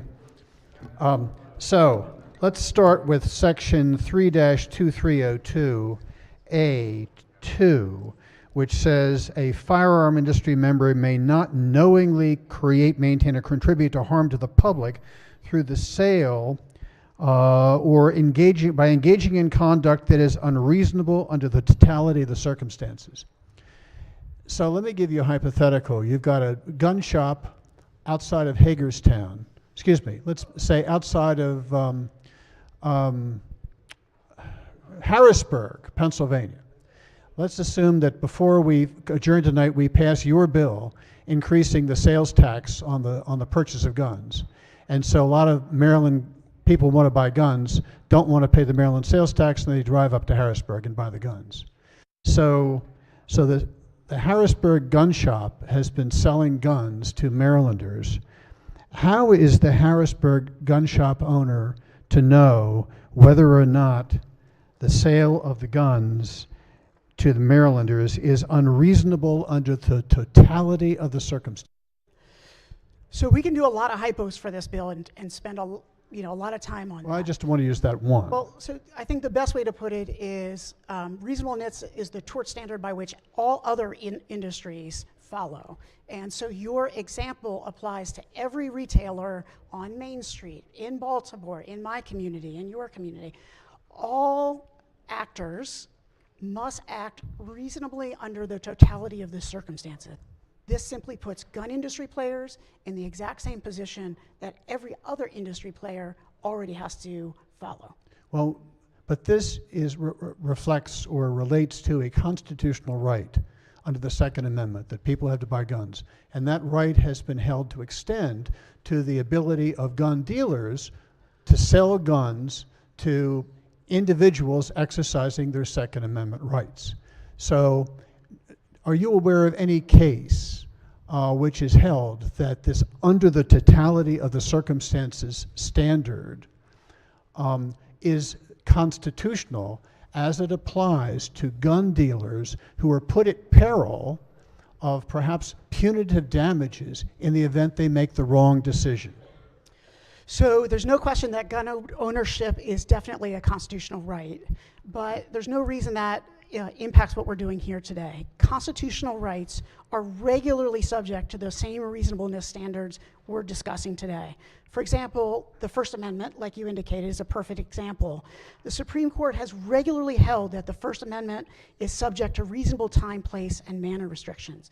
So if there was a rally up there in the gallery right this moment, which would be arguably protected by the First Amendment, we would be in our rights to say that action is unreasonable and circumscribe that act. And so the same analogy applies here. Yes, gun ownership is a constitutional right. Yes, everyone has an obligation under the First Amendment, the Second Amendment, every other amendment to act reasonably under the totality of the circumstances. So it is your view that under this bill, if this bill passes, the county attorney for Montgomery County could file a lawsuit in Montgomery County against a Harrisburg gun dealer for selling a gun to a Maryland citizen, and if the county attorney can convince a Montgomery County jury that that sale was unreasonable under the totality of the circumstances, the Harrisburg gun dealer could be at peril of punitive damages along with all sorts of other damages, correct? So that's not the case. They still have to show a breach and damages to the plaintiff. And that's fine. I acknowledge that, but that would be the decision of the Montgomery County jury after a persuasive closing argument by the Montgomery County attorney that the gun dealer from Harrisburg should be held to have violated this rule and acted unreasonably under the totality of the circumstances, correct? Again, I don't think you're accurately reflecting the hoops that have to be gone through to get to a jury result in this bill. It requires a duty, a breach of that duty, damages, and nexus between the act and the damages. I understand, but at the end of the day, when the jury retires to deliberate, the jury is going to be asked by the Montgomery County county attorney to return a verdict of guilty against the Harrisburg gun dealer for acting unreasonably under the totality of the circumstances. And the Montgomery County jury is going to be able to enter a judgment against the Harrisburg gun dealer for that and assess damages, including punitive damages. I'm correct, am I not?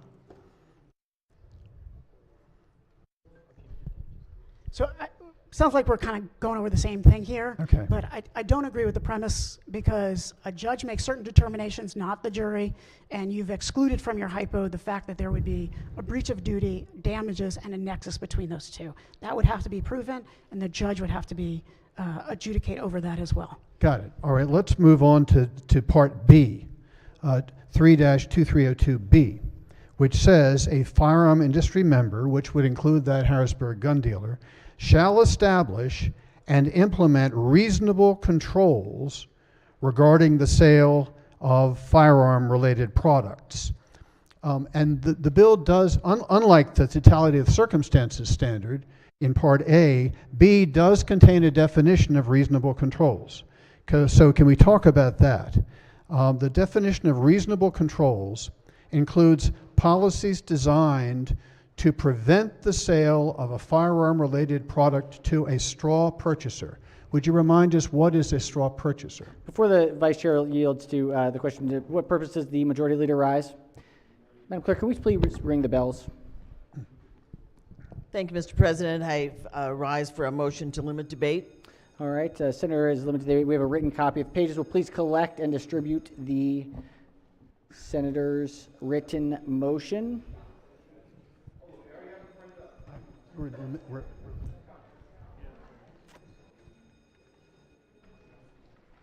All right, if the Senator could describe the motion, the details of the motion. Pursuant to the provisions of Senate Rule 77B, debate on House Bill 947 shall be limited to 60 minutes in the aggregate for consideration of second reading and third reading and final passage, and on all subsequent questions, amendments, and motions so related to such motions, readings, and other actions. The President shall allocate the 60 minutes aggregate time among those senators desiring to speak thereon, provided that not more than 30 minutes shall be allocated for the proponents and not more than 30 minutes shall be allocated for the opponents of such bill. All right, the Senator has made the motion. It's not debatable. A green vote will limit debate. A red vote will keep the debate unlimited. All right, the clerk will call the roll. Mr. President, Has everyone recorded their vote? If so, the clerk will take the call. With 33 votes in the affirmative, debate is limited. The Secretary will monitor the 30 minutes. The floor is to the Senator from the 42nd. Thank you, Mr. President. Just to get your interpretation of this, does this 60 minutes start now? It didn't start at the beginning of the That's calling correct. the bill. That's okay, correct. Great. And can I compliment the chair for the wording of this amendment or this motion? We've had motions in the past for far less than 60 minutes. And as the chair knows, I have been concerned that this is a deliberative body and we ought to have the opportunity to have a full debate. Certainly. So this is great. I really compliment the chair for wording the motion in this way. Thank the Majority Leader. The Majority Leader, yes, thank you. Thank you, Madam Majority Leader. So, let's go back, and we're now talking about the definition of straw purchaser. If I could continue my conversation with the floor leader. Remind us, what is a straw purchaser? Sure, a straw purchaser is someone who is technically legal able to buy, but buys the firearm on behalf of an illegal purchaser. Okay, thank you. So let's continue with my hypothetical of the gun dealer in Harrisburg. If someone walks into the shop of the gun dealer in Harrisburg, how in the world is the gun dealer in the Harrisburg going to know one way or the other as to whether the person proposing to buy a gun is indeed a straw purchaser under the definition in this bill? Sure, gun dealers have experience with this already under federal law and under state criminal law. It is already illegal to sell to a straw purchaser. I'm not sure that answered the question. So if I were to walk into the dealership in Harrisburg to buy a gun, how would the dealer know whether or not I intend to resell the gun to someone else once I've purchased the gun? Again, FFLs have tremendous experience with this. They will lose their license under current law if they sell to a straw purchaser. They refuse straw purchasers every day. Tremendous amount of experience with exactly that. Okay, so under this bill, would the gun dealer in Harrisburg have to have some reason to believe that I am a straw purchaser in order to be held liable under this bill? Or if it turns out I sell the gun to someone else, could the Harrisburg gun dealer be sued by a county attorney in Maryland and a judgment obtained against them under this bill? So you stated it slightly inaccurately. They would have to have reasonable controls to prevent the sale to a straw purchaser. What are reasonable controls under the circumstances? Again, FFLs and our dealers already face regulatory and criminal penalties for straw purchasers, and so they already build this into their business model. All right, let's continue. So under subpart 2, of the definition of reasonable controls.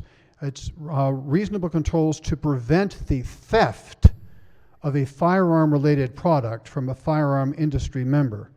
How, in your view, can a gun dealer in Harrisburg protect himself from a person in Maryland who buys a gun from him and then has the gun stolen out of his house? What are the reasonable controls the Harrisburg gun dealer would have to adopt in order to protect himself from liability under this bill? So FFLs are already subject to regulation for locking up their inventory and subject to criminal laws as well. And so our gun industry is already doing the very behavior that this provides civil liability for. All right, let me finish up this by the number 3. So this reasonable controls requires that the gun dealer ensure that the firearm industry member complies with all provisions of state and federal law. If I were to go to Pennsylvania and buy a gun, how in the world would the gun dealer in Harrisburg be able to adopt reasonable controls to make sure that I, once I bought the gun, complied with all provisions of state and federal law? So that's not what the bill does. The bill requires them to comply with all federal and state laws. Excuse me, I didn't hear that. The bill requires the dealer to comply with all federal and state laws. Okay. Oh, well, it wouldn't require them to adopt reasonable controls to make sure that I, the purchaser, complied with federal law. It would require them to comply with federal law. Now, I have no problem with that. That's fine. So my final line of inquiry is, have you obtained an Attorney General's opinion as to whether this bill is constitutional? We have an Attorney General to make sure that this bill complies with PLACA, and the Attorney General has indicated that it complies with PLACA. That wasn't my question. Do you have an Attorney General's opinion as to whether this bill, with all of the restrictions it places on gun dealers and gun manufacturers, is constitutional under the Second Amendment? So, as you know, the Attorney General testified on behalf of the bill, and as he testified and as I've indicated earlier, in no state has this law been found to be unconstitutional. It is currently litigating. Have cases been brought in other states contesting the constitutionality of an identical statute? Yes, they have. And have there been decisions in other states that this bill, that a statute like this is constitutional? No final decisions because they've been kicked out for pre-enforcement for lack of standing. All right, so there have been no decisions on the constitutionality of this? No final decisions, correct. Okay, thank you very much. All right, on the bills on third reading for final passage, recognize the senator from District 1. Thank you, Mr. President. Could the floor leader rise for a couple questions, please? There are 24 minutes remaining on the opponent side. Thank you. And go. So specifically, there's that word again, the federal and state government are already required for federal dealers to complete a background check on all firearm purchases, including long guns. Is that correct? That's correct. Maryland also goes as far as requiring citizens to obtain a HQL permit to purchase a handgun, requiring that fingerprints be submitted. Is that correct? Yes, it is. Moreover, fingerprints and handgun permit applications, which are submitted in order to carry, for citizens to carry a firearm legally. Is that true? Yes, that's true.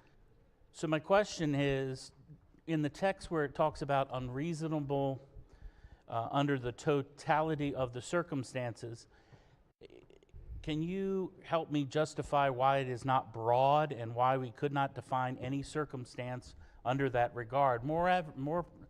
Moreover, firearm dealers who you've already confirmed already require a complete background check on applicants to purchase a firearm for those mentioned through the line of questioning. Therefore, it is unclear what the reasonable controls means in this text. Can you bring clarity, please? Happy to. Reasonable controls is defined in the bill And unreasonableness, which is the other part you reference, is a historic standard in our tort system under which every other industry must comply, including heavily regulated industries. What exactly is that definition? Unfortunately, I'm not an attorney. Sure, it's been judicially defined for hundreds of years, and every court, every plaintiff's attorney, every defense attorney has experience dealing with the concept of reasonableness under the totality of the circumstances.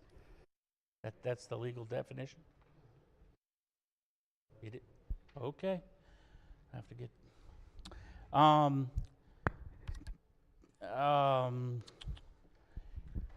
So suppose we're going to make firearm dealers and manufacturers legally responsible for their actions of the purchasers who come to commit the crimes with firearms in accord. In that case, we should also make Lowe's and Home Depot accountable for those crimes with hammers, crowbars. And my question behind that is, in the crime statistics of 2019, in 2018, there was just 300 murder victims by rifles, and hammers was 466. So how does this not go to those who produce hammers sold at Home Depot and Lowe's? So the bill in front of you does not make gun manufacturers responsible for the third-party acts of those who act illegally. And so the premise of the question is not an accurate description of the bill. All right, well, thank you. All right, question, it remains on the third reading, final passage. Recognize the senator from District 4. Thank you, Mr. President. If the floor leader would yield for a few questions. Floor to yield. Senator may proceed. Happy to.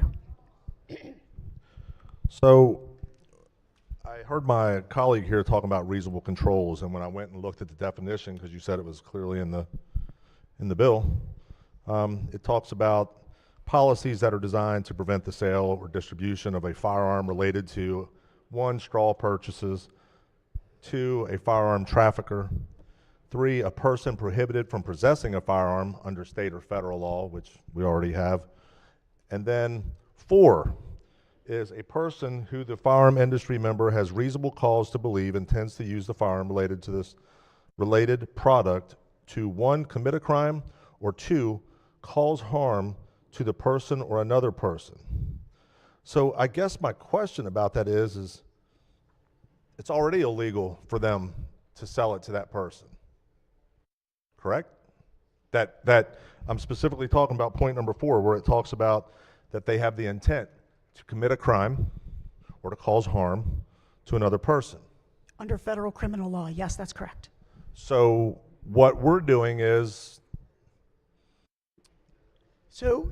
we're now taking it another step. I mean, can you explain to me how we're bringing this forward for these type of actions to happen when it's already covered in the criminal article? Because this is civil. So there's nothing in there, like, without this, when someone violates a criminal law, you're saying that firearm dealer doesn't have civil liability when they knew, and it was documented that they knew in advance. You're saying that there's currently there would be no civil course of action for them? That's exactly what this bill does, correct. So when you're talking about, when we talk about the, on page 5 of the bill, it talks about a party seeking relief under this section is not required to prove that the firearm industry member acted with the intent to violate this. So isn't this exactly opposite what you just said? It is not. Can you explain that? It's the example I gave earlier to the minority whip. If you are speeding, the police don't have to prove that you knew you were violating the law. They only have to prove that you knew you were going above the posted speed limit. Okay, I don't know how that's relevant to this situation. That's exactly what this section is indicating. So we're making a section about a speed limit similarity? I was using an I don't analogy. understand. Just an analogy. So can we find a better one? Because that one doesn't resonate with me at all. I apologize. So you're saying that because it's not required to prove that the firearm industry member acted with the intent to violate this subsection, so you're equating that to someone that's speeding. and that they didn't have the intent to be speeding, but they can still be stopped for speeding. That's not correct. They have to have the intent to speed in the analogy, just as here they have to have an intent to do to breach the duty here. Actually, it just says that they don't have to prove that their ministry acted with the intent to violate it. Correct. Let's do this one more time. Yeah, please, because I'm really, it's sine die, my brain's a little squishy. Very quickly. Here's the analogy. When you violate a criminal law, the prosecution does not have to prove that you intended to violate the law, only that you had intended to do the act that violated the law. This is colloquially known as ignorance of the law is not a defense to it. This bill simply indicates the same. You have to knowingly do the act, but you do not need, the plaintiffs do not need to prove that the knowingness of the doing the act was in specific violation of this provision. So so this actually leads me to my next question. That was great, thank you. So isn't a required element of the law and criminal law that the intent? It's a pretty big portion of law, as I recall. I mean, I've heard that intent is really important in law for proving it. Correct. But you're saying that it's correct, but just a second ago you're telling me that there's nothing for them, there's no requirement for them to prove that they acted with the intent. Like, I don't know how we're not. The bill requires that the defendant knowingly commit the act which is being alleged. So a firearm industry member in Nebraska is supposed to understand that someone there who purchases a firearm there, goes back to Maryland, commits some egregious crime, is supposed to know that I'm lost. Like, they're not going to know that what they're doing is illegal because they're not allowed to sell it to them according to federal law already. So as long as they meet the firearms guidelines and they sell it legally and they transport it back over to Maryland and then commit some heinous act, you're telling me this bill allows them to say that this person has culpability? So the bill does not have third-party liability, just to be clear. That's not the answer to my question, though. So I appreciate your opinion here, but I think we're going to have to agree to disagree on this intent requirement. But you didn't give me an answer at all, Senator. Again, I'm gonna ask again. Someone buys a handgun in Nebraska, brings it into Maryland, commits some heinous crime. By the writing of this bill, that manufacturer or that FFL or whatever dealer in Nebraska, even though they had no knowledge of the intent of what was about to happen, is now going to be on the hook civilly by a Maryland court that has zero requirement to prove the intent. So I think I've answered the senator's question. I obviously disagree with what you're saying. Can you explain to me how you disagree? Because I haven't heard you explain your answer. So In my specific scenario, I haven't heard an answer. I apologize that you're not satisfied, but I think the body understands the issue here.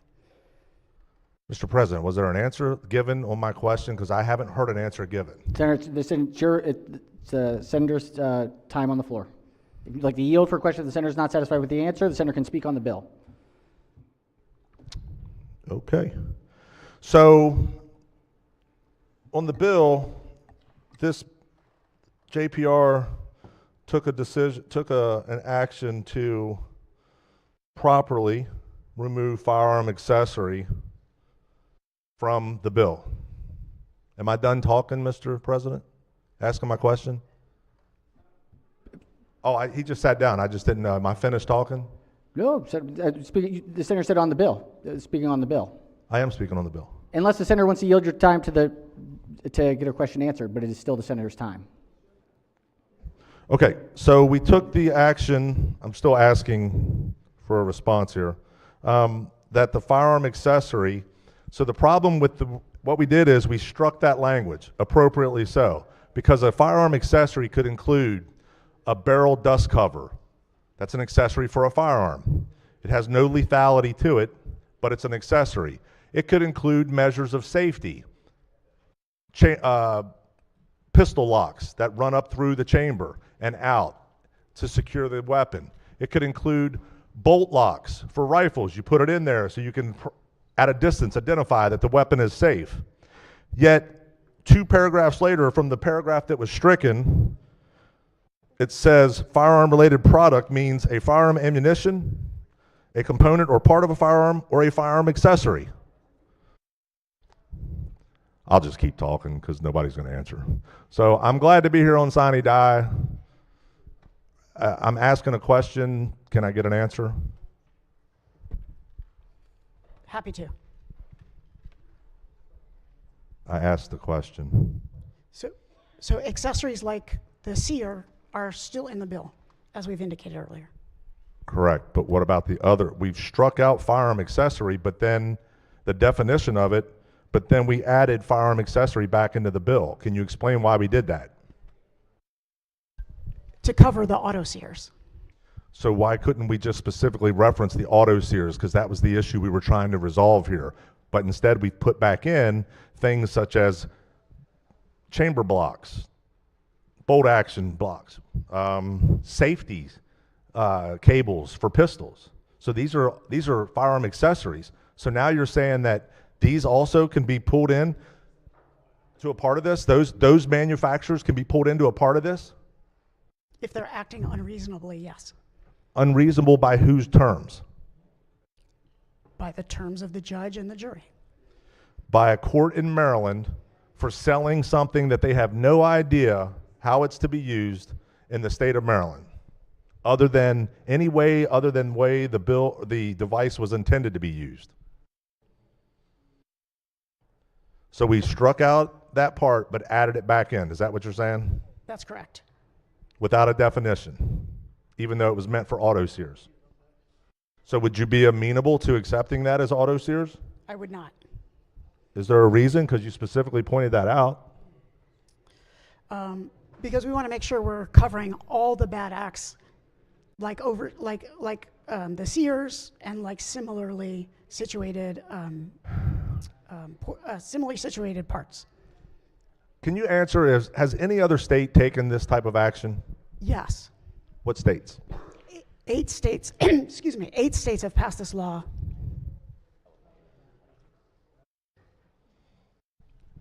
Eight states? That's correct. Have any of them taken any legal action since passing these laws? They have, yes. And what would those actions be? Chicago took action on the auto sears. Chicago took action on auto sears. So again, it's the auto sears.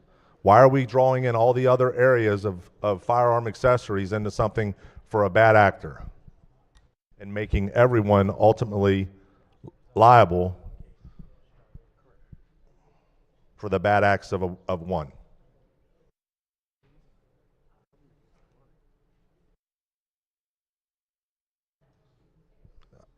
It was a question, Senator. Thank you. This, as you indicate, this only brings in bad actors. Those who are not bad actors will not be covered under the bill.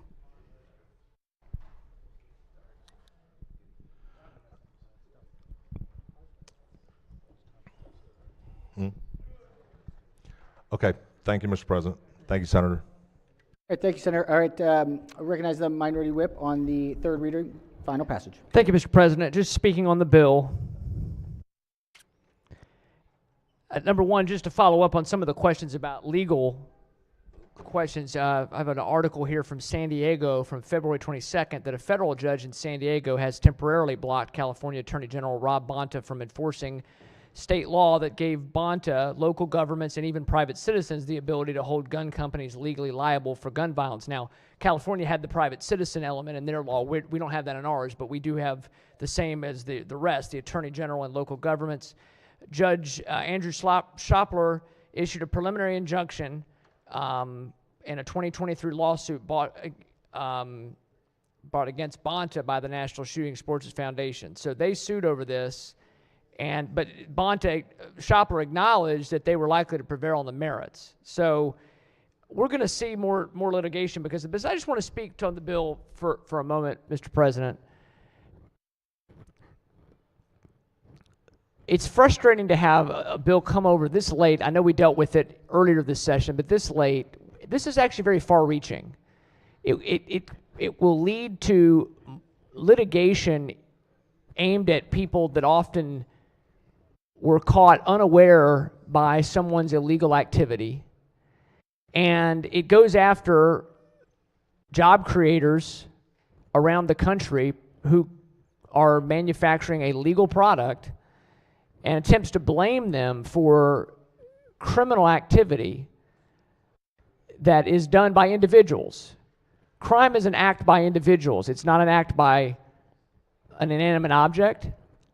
And I have to say, once again, this body, we're still waiting to try. We've tried endlessly to pass legislation through the entire General Assembly to actually punish people who commit the crimes.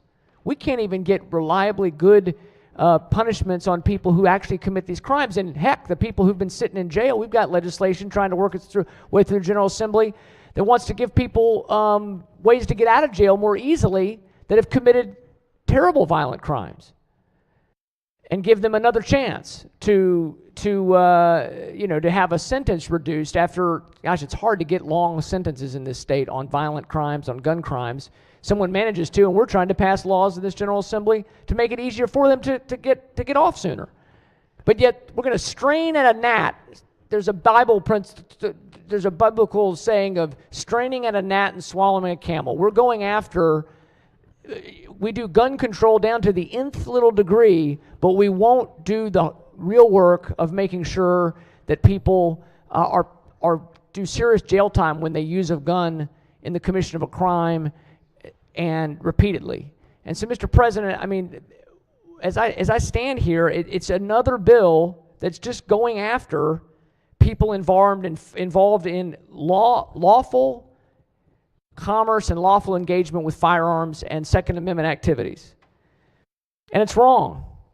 It's also, it is a jobs bill. It's creating more jobs for the Attorney General. We've been going like hotcakes on that this session. I tell you, it's been a stimulus package for the Attorney General. They're creating lots of jobs. And no matter how much they say they need more resources, they still come back and ask for more responsibility. And so this is giving it to them. I guess now we're going to be creating jobs for some county legal departments as well. And I think the questioning, going back to the questioning from the gentleman from Baltimore County from District 42, is really appropriate in saying you're going to have lawsuits from somebody, a county attorney in some county that most of the citizens have a persuasion that just don't particularly care for firearms. They're going to be suing people in other states, gun stores and in other states. And it's going to, look, I mean, obviously you can get into court. It can be hard to prove something and hard enough to prove where maybe the cases don't move forward. But you're going to tie, and I think that's part of the goal of this whole movement nationwide, is to tie up, again, a law-abiding firearm industry that creates jobs and manufactures a product that we've had as part of our heritage in our country since its founding or since before its founding.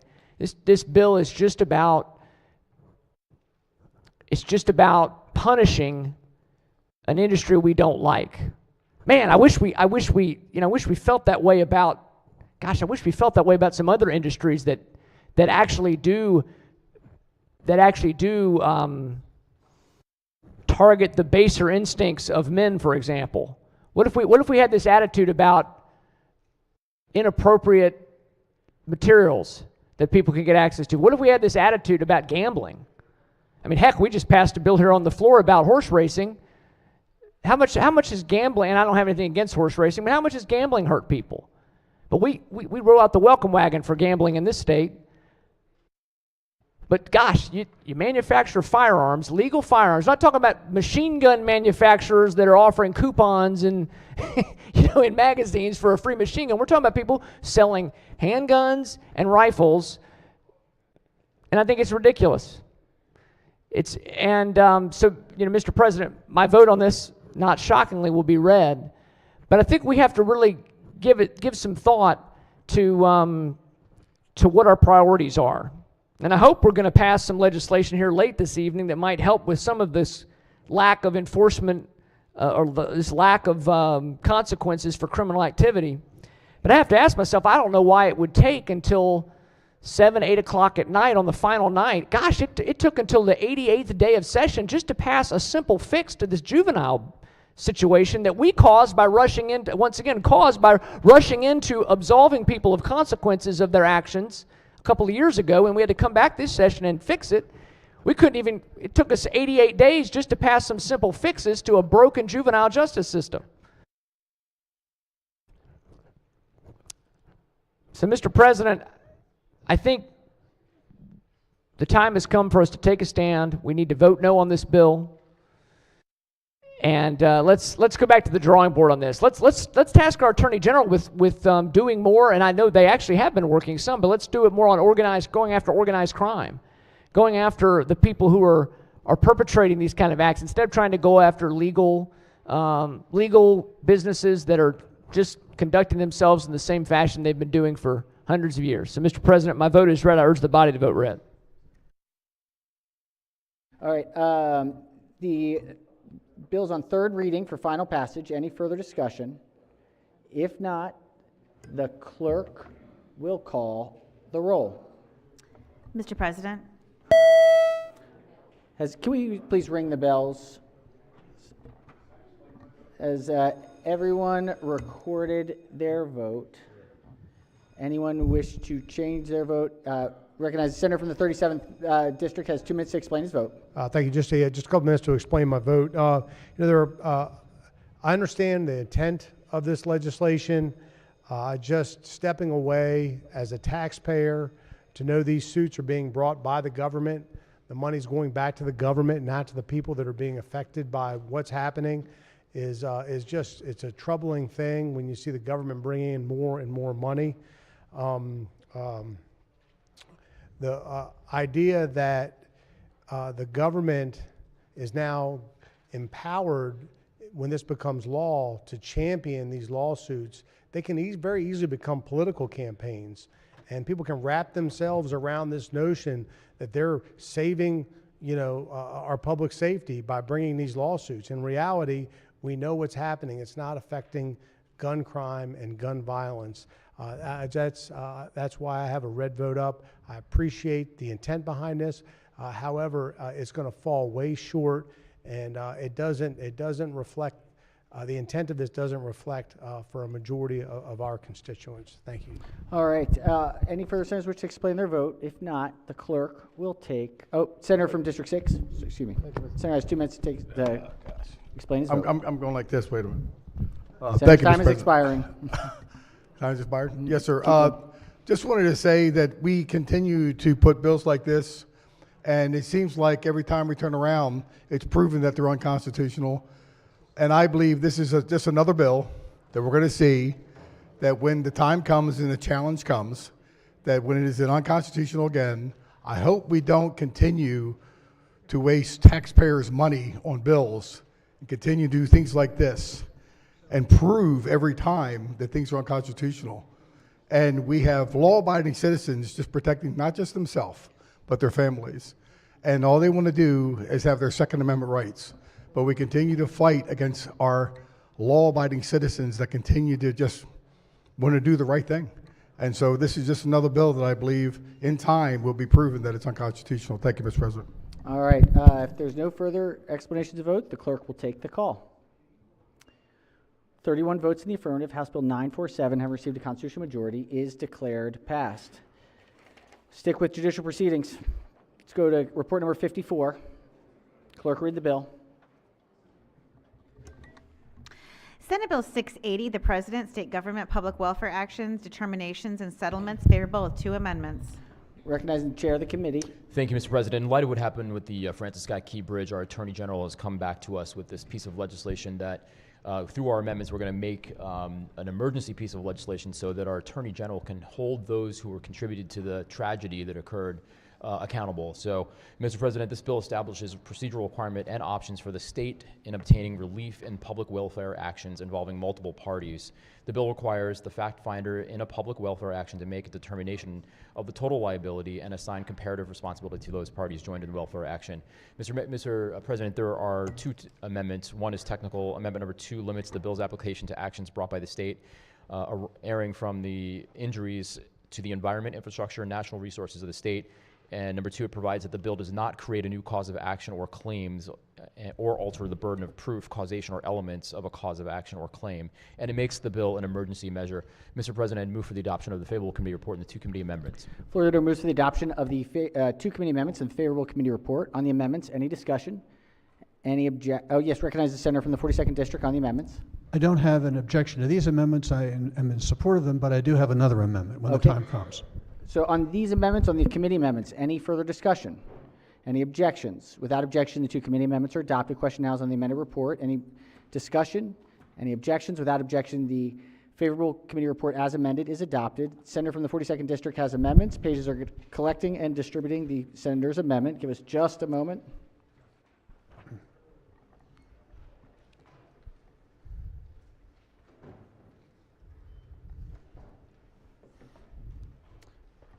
All right, Senator may explain the amendment. Thank you, Mr. President. So this bill relates to a very, very complicated section of Maryland law known as the Maryland Uniform Contribution Among Joint Tortfeasors Act, which I will not try to explain because I'm not sure that even I understand it. And frankly, I'm not sure anybody on the floor understands it. It's very confusing. The Attorney General came to us and said he needed to change that law as it applies to him with respect to the Key Bridge collapse so that he could sue lots and lots of defendants, and when he settles with some of them would not have to worry that those settlements would prejudice his right to continue to litigate against the remaining defendants. That's in a nutshell what's going on here. The problem is that as the bill was originally introduced by the Attorney General, it was not limited to the Key Bridge. It was more open-ended than that, and in fact it was completely open-ended. So what this amendment does is add the following words to the end of the sentence. It says, associated with the allision, that's the collision is 2 moving objects hitting each other. Allision is a moving object hitting a stationary object. So if, as a maritime, when I was a law clerk, I was assigned to find every case involving an allision because of something that had happened back in the 1970s. So I know what an allision is. So the amendment says associated with the allision between the vessel known as the Dally and the Francis Scott Key Bridge on March 26, 2024. In other words, it limits the effect of this bill to litigation arising out of the bridge collapse that occurred 2 weeks ago. That's the effect of the amendment. All right, Senator moves the amendment. Let's hear from the committee. Thank you, Mr. President. This amendment was done in consultation with the Attorney General and all the stakeholders involved. Consider it friendly. All right, motion is adopted. Are there any further amendments to the bill or its title? Senator from District 1? Question on the amendment? Oh, I'm sorry. We adopted the amendment, Senator. Okay. It's been adopted. Are there any further amendments to the bill or its title? Seeing none, Senate Bill 680 is hereby ordered printed for 3rd reading. All right, let's take up some of these messages to get them going for conference. It's printed. It has to be printed. All right, let's just. House Bill 1386. Clerk will read the bill and the message.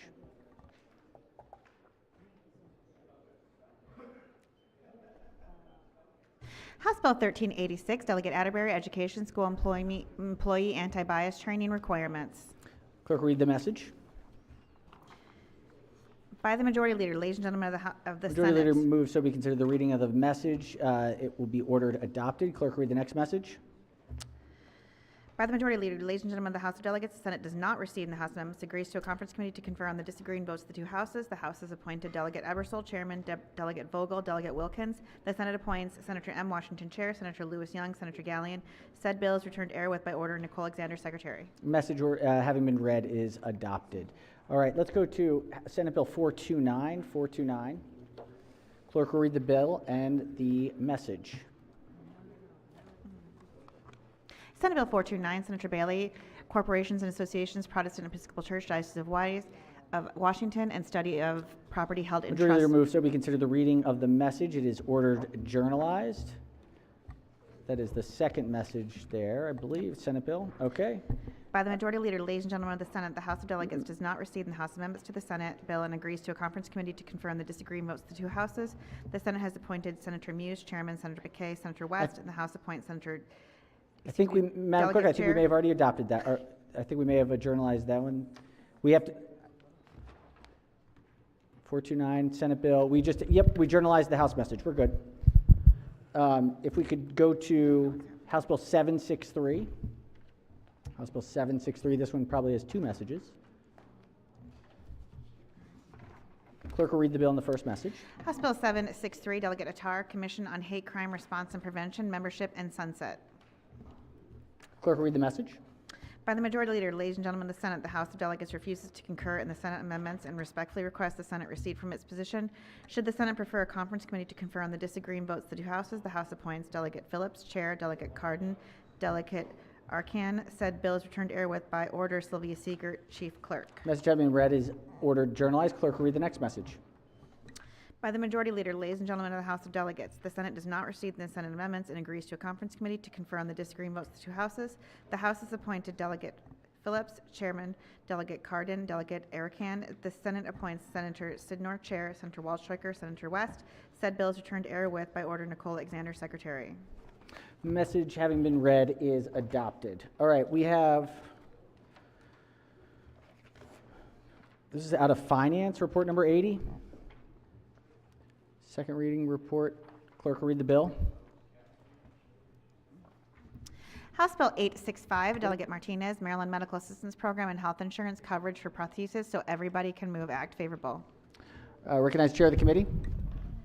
Thank you, Mr. President. House Bill 856 is identical to Senate Bill 614, which passed the Senate earlier this session.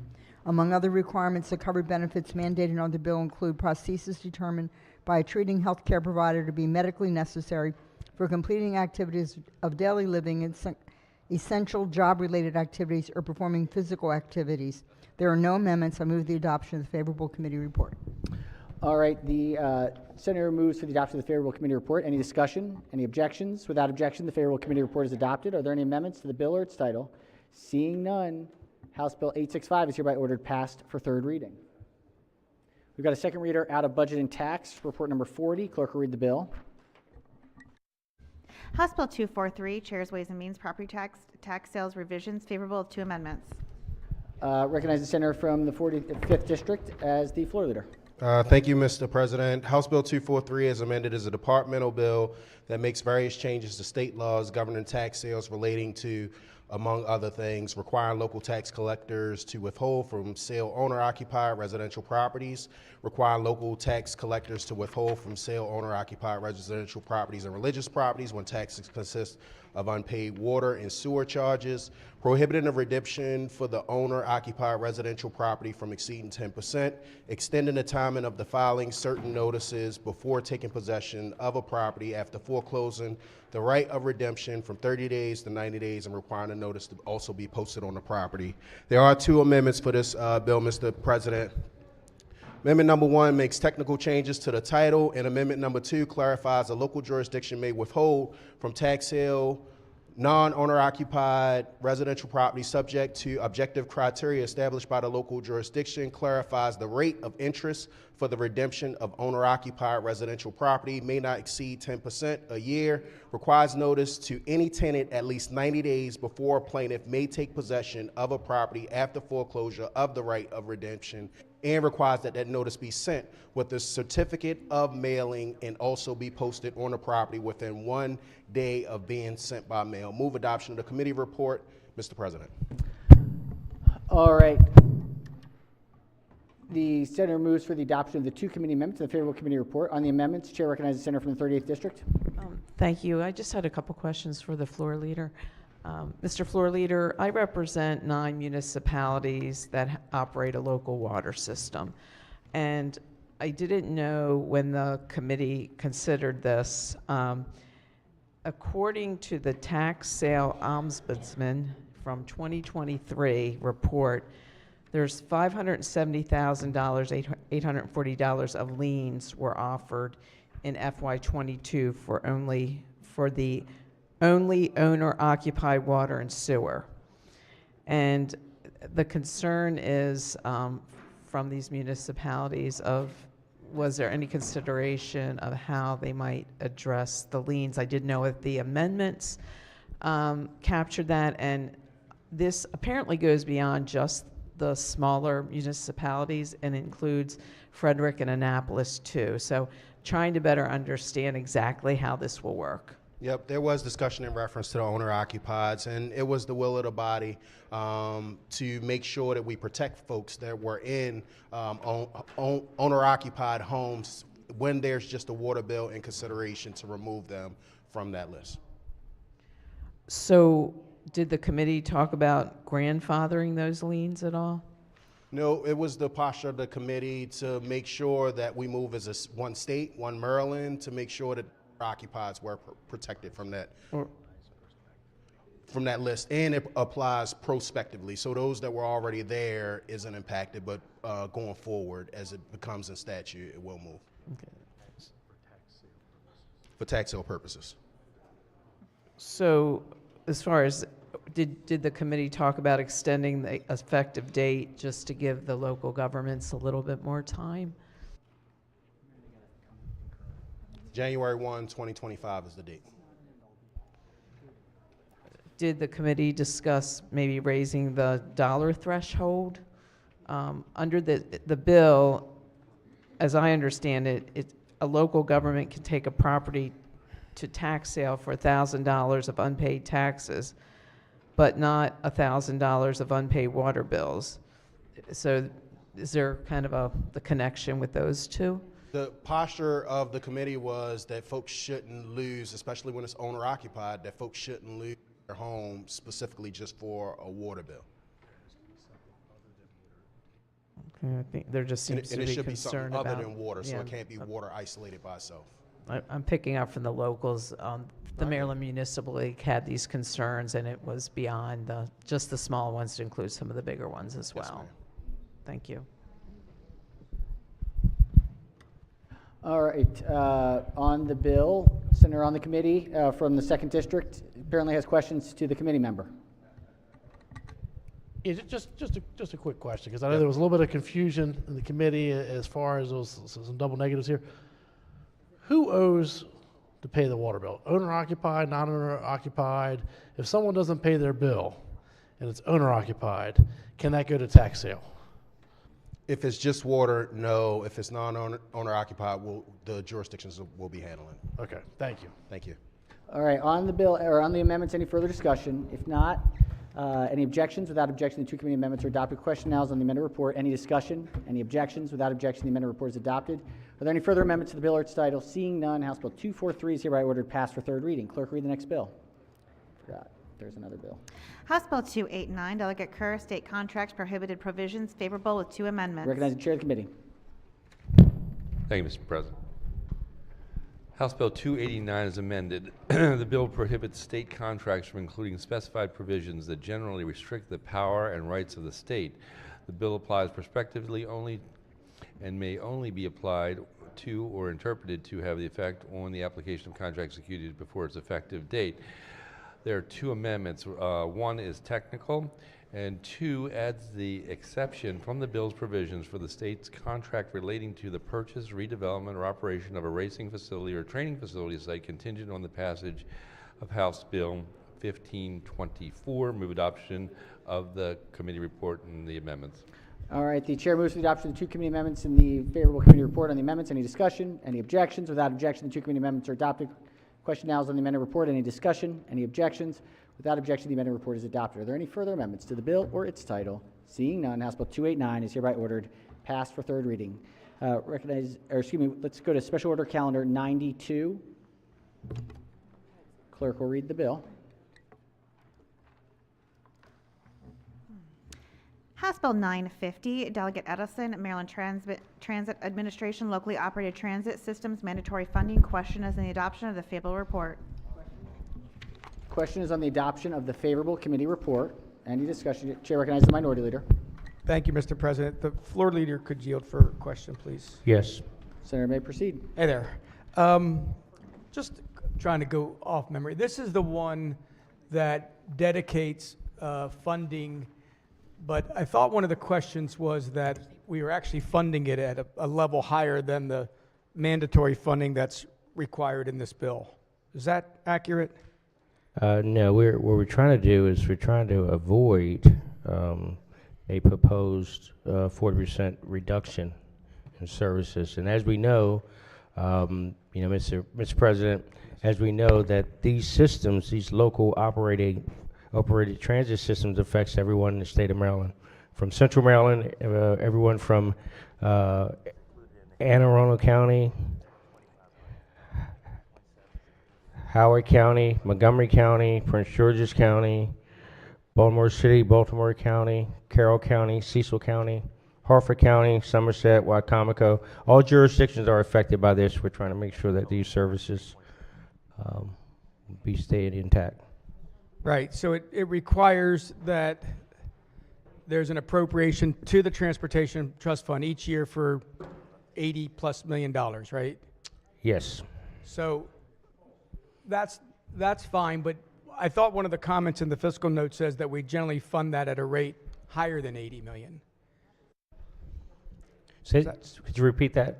I thought there was a comment in the fiscal note, and I'm trying to find it, that we generally fund lots at a rate of higher than $80 million.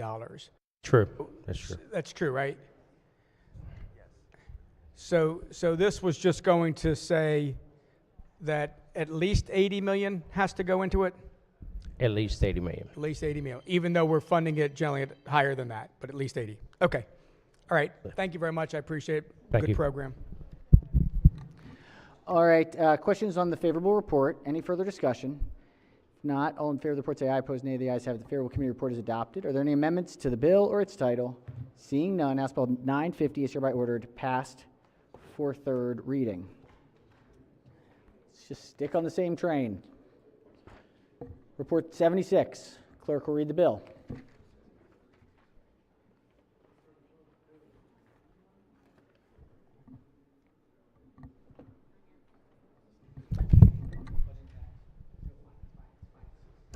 House Bill Sorry. 836, Delegate Edelson, Major Highway Capacity Expansion Projects, Impact Assessments, and Work Group, Transportation and Climate Alignment Act of 2024, favorable with one amendment.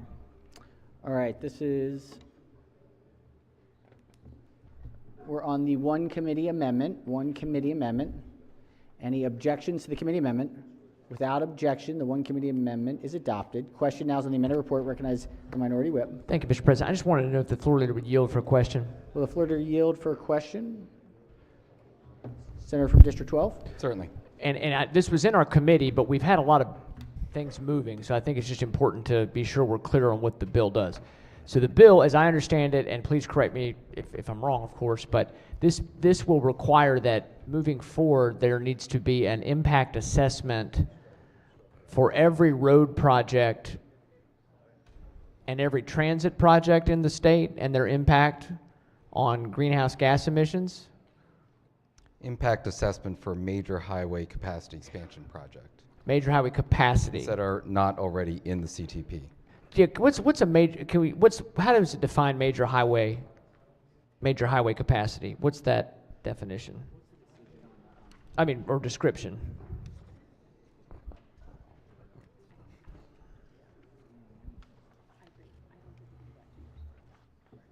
So it's a project whose total cost exceeds $50 million. Okay, 50 million. Okay, so it's a significant. So it's a 495, a 695, a Bay Bridge, a bridge, like a bridge probably would be a major bridge, not a small like state route, but a major bridge.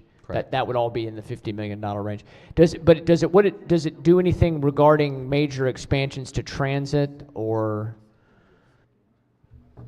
Nope, this is just about highways. Just roads. Okay, just roads. And does this bill deal in any way with what will happen if we are to I guess you could evaluate if you're going to make a major change in knocking down like a highway or and trying to. I know there's talk about, for example, in the city of Baltimore, getting rid of the road to nowhere. That wouldn't be probably a $50 million project, though. You don't think? I am not a highway expert, so I don't know. Fair enough. Probably not, but okay.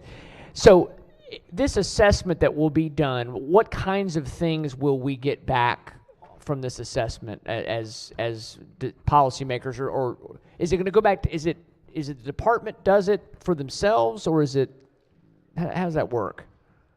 The department does the impact assessment. It includes an analysis and an estimate of the project's quantitative net gain in greenhouse gas emissions, as well as vehicle miles traveled, and that would be done by the department. That's okay, and then they would get it back. And does it then require them to rank or score a particular project based on how much greenhouse gas it adds? No. Okay. It would be assessed by a work group to study major highway capacity expansion projects. Okay.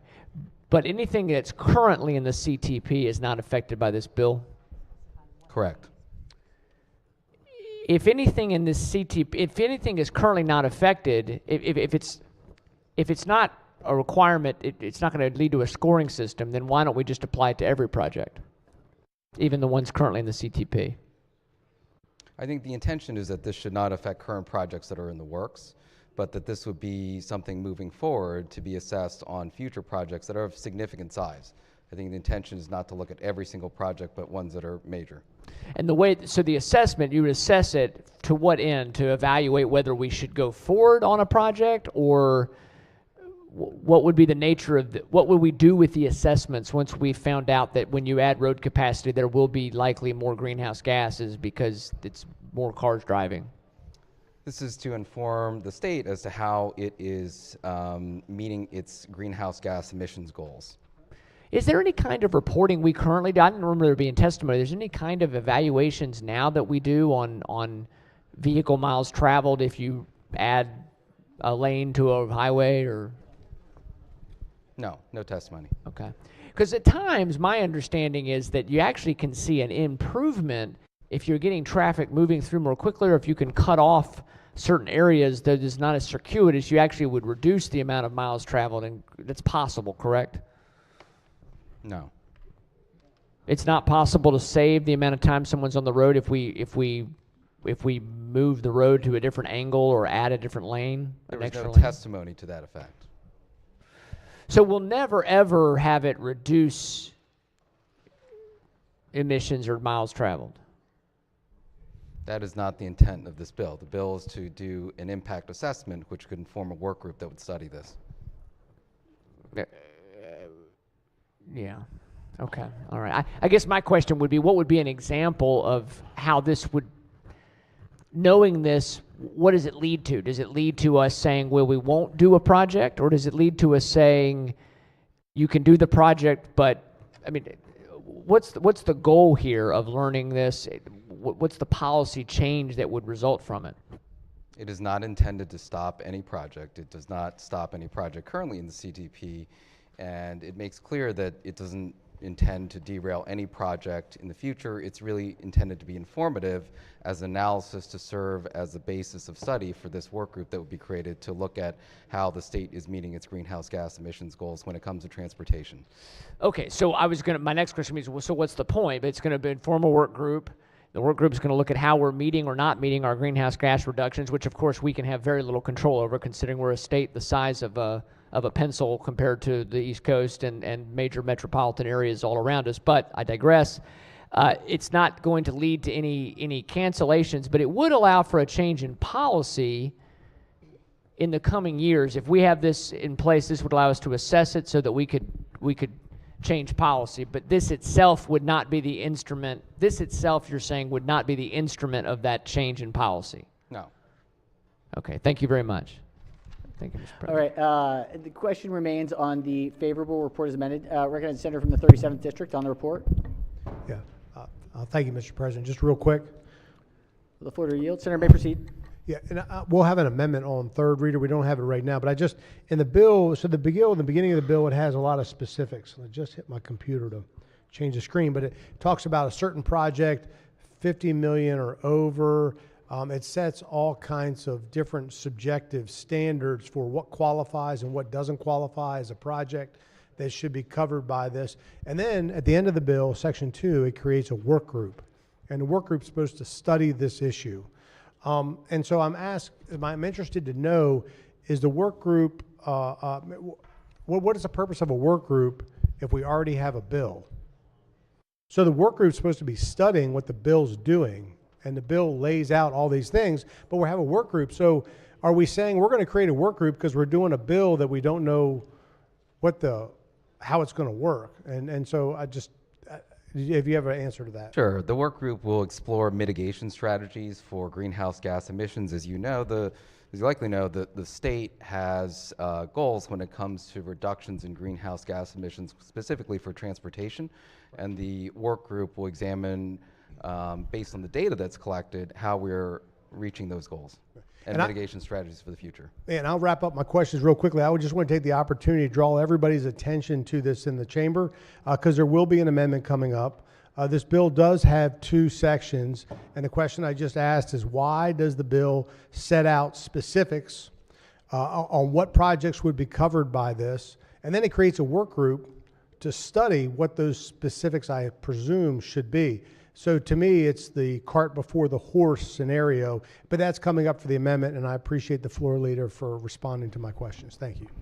All right, Senator has moved, question remains in the amended report. Recognize the minority leader on the report. Thank you, Mr. President. Just to follow up real quick, if I could, because I think that's where everybody has concern that we are doing a good bit of studying certain aspects of these projects, and it very specifically asks if these major capacity expansion projects meets the following requirements. It says the project will not increase greenhouse gas emissions. The project will not increase vehicle miles traveled. Those are just the first of 2 things. I think that's what's very concerning, that we're talking about major highway capacity programs or projects, and then the first 2 things say it won't increase greenhouse gas emission and it won't increase vehicle miles traveled. I'm trying to think of what type of projects, major capacity projects, could possibly be out there that may not increase greenhouse gas emission and may not increase vehicle miles traveled. It's just doing an impact assessment on those goals. Those aren't policy actions that would stem from this legislation. But we're not doing studies on those types of things unless we're planning on using the information we're gathering for a specific reason, right? And the bill goes on further to say that this information will be posted on MDOT's website, obviously free for everybody to take a look at. So once this information is out there, what's being done with it, or what is the intention of what should be done with this information? That's for this work group to determine as to how they will come up with mitigation recommendations based on the information that's gathered. There are no policy recommendations that are predetermined as part of this bill as it's currently written. But we're the policy body. We're the ones that should be directing the policy on this, not letting a work group come out and get all of this information, which again, I think you're kind of limiting the scope and saying this is a major highway capacity project and saying it won't increase greenhouse gas emission, it won't increase vehicle miles traveled. Then you're putting that out there and you're asking the work group, now take this information and they're going to do something with it? No, the work group would have to come back to us as the policy-making body to set any new policy. It would be recommendations simply out of the work group. On each individual project that goes through this process? No, I think they're going to look at it holistically. They're not scrutinizing each individual project. That's not the intention of the work group. I think that's what my colleague from the Mid-Shores is probably talking about. We're being very prescriptive in the first part of the bill, and then the second part of the bill says, okay, now we're going to create this work group, and they're going to come back to us first before they decide what steps they might take once they get the data on these specific projects. Is that kind of accurate? They're going to collect the data. The data will be reviewed by the work group. The work group would issue recommendations, and those could come back to us as policy recommendations, up to this body to decide whether to implement those or not. But on each project, each specific project? No. No. No. So again, that's my question. Why are we so prescriptive at the front end on the projects and what they have to comply with? Obviously, reducing greenhouse gas emission, reducing vehicle miles traveled, and then having this work group look at each individual project? They're just collecting, in the beginning of the bill is just trying to make it clear the type of information they're trying to collect. It's not setting a policy recommendation or specific goal. Those will be reviewed by the work group for recommendations that will be presented back to this body. Okay. I think the same type of thing. I think we're making it very specific to certain projects in how we've decided which projects that would have to be evaluated based on how much they cost, the type of capacity that's increased. But then we're saying back to the work group, now you take a look at these other parameters that we've outlined in the work group, and then tell us how you'd apply those parameters back to each of these individual projects. The parameters listed at the beginning are really just methodology as to the type of data that they're supposed to collect. It does not spell out what those goals are. It is not intended to stop any projects from being able to move forward. It's data collection and presents the type of data that's being collected. Okay. I appreciate it. I think the concern is that when this data comes out, it can possibly get in the wrong hands, might we say, and can be used against these projects down the road. And that's obviously very concerning because these are major projects. They're over $50 million projects that obviously are needed for moving capacity around and being able to, I understand when you talk about transportation projects, let's say in rural areas, and there's a concern if you increase capacity, do you increase growth in those areas? And while that may be true, sometimes you still have to confide or abide by local planning and zoning when you're talking about any type of development that goes on. But there are a lot of situations, I'll go back to Route 404 that recently got expanded, now almost 10 years ago. And, that is a major highway capacity project. Well over $50 million, moving a lot of cars that go from, Western Shore to, let's say, Ocean City or the beaches in Delaware. And there's a concern that if this type of requirement is made on each of these projects, could it end up delaying, postponing, or even canceling one of these very needed projects because it may not meet our greenhouse gas emission goals? No, it will not delay any of these projects. It's not going to. No. This information can be used by anybody. We put out a lot of information that can be used by anybody. And so obviously there's concern that maybe MDOT might not decide to stop it, but other entities could probably take a look at this information and potentially make a case through a lawsuit or something like that could happen.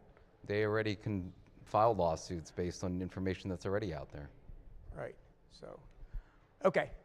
Thank you, my seatmate in finance. Mr. President, just real quick, I know, again, I think we're going to have amendments on third reader, but this is a very concerning piece of legislation, and many have known, and my colleague and chair in finance reminded us years ago of a scoring system that we debated for I would say many days on this scoring system that we use for transportation projects.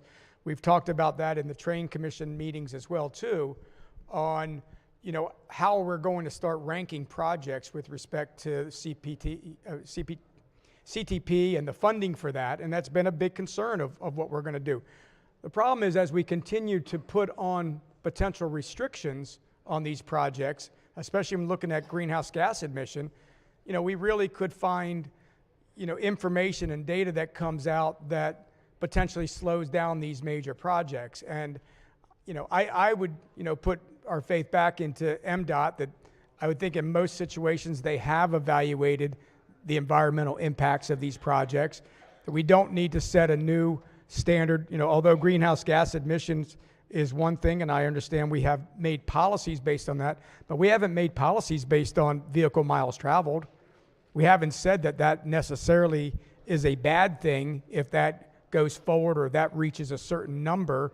And, again, it's concerning to give some potentially outside entities, I won't call them stakeholders because I don't think that they're out to try to promote the projects, but they're out there to try to potentially kill these projects and make sure that they don't go forward for their own reasons.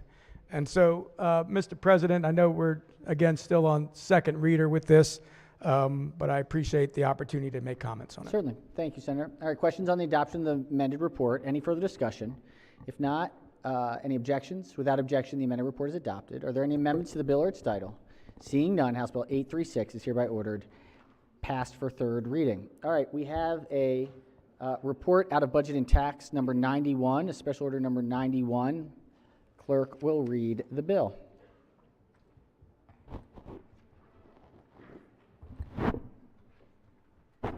House Bill 66, Delegate Shakudian, Property Tax Credits, Public School Employees, Health and Safety Improvements, and Property Used for Local Housing Programs. Question is on the adoption of the favorable report. Recognizing Chair of the Committee. Thank you, Mr. President. House Bill 66, we do a lot of bills in budget and tax where we give local governments the authority to do property tax credits. This is just one of them. There's three things actually that this does. Allows for in that residential property owned by as a primary dwelling unit of an employee of school, an apartment building that's doing or condo that's doing health or safety, or also an apartment building or condominium is used for homeless individuals or families. Pretty straightforward. What we usually do, I would move. Let's see if there are amendments. There are no amendments. Move adoption of the committee report.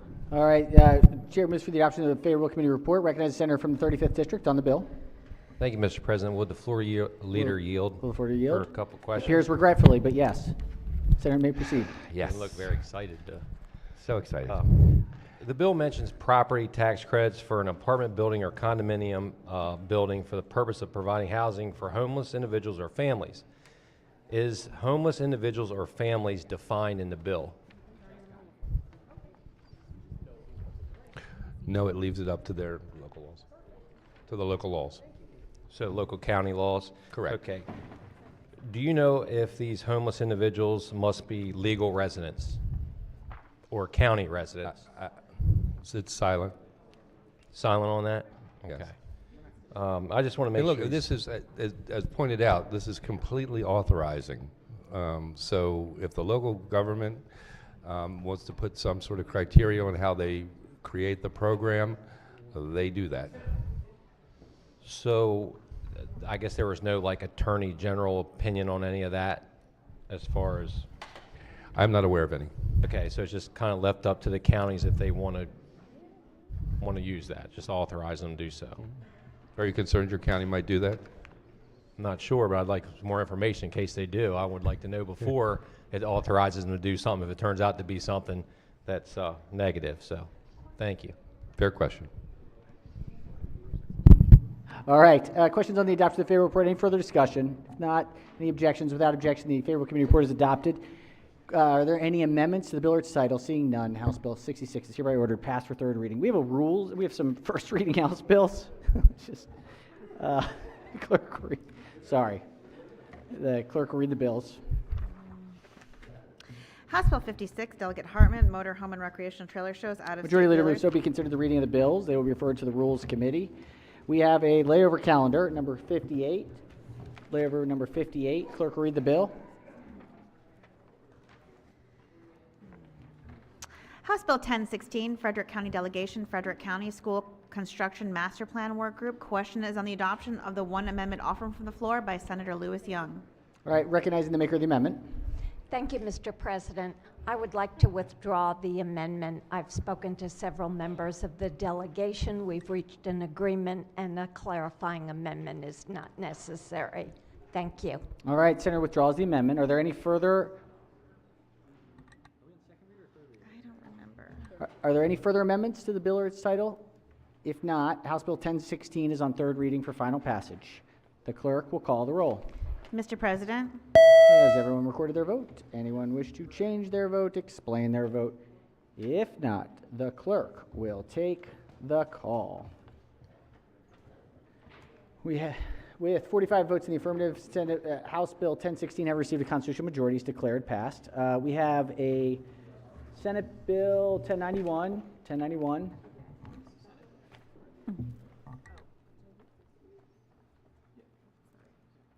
Clerk will read the bill and the message. Senate Bill 1091, Senator Watson, Education, Blind and Visually Impaired Students, Textbook Equity.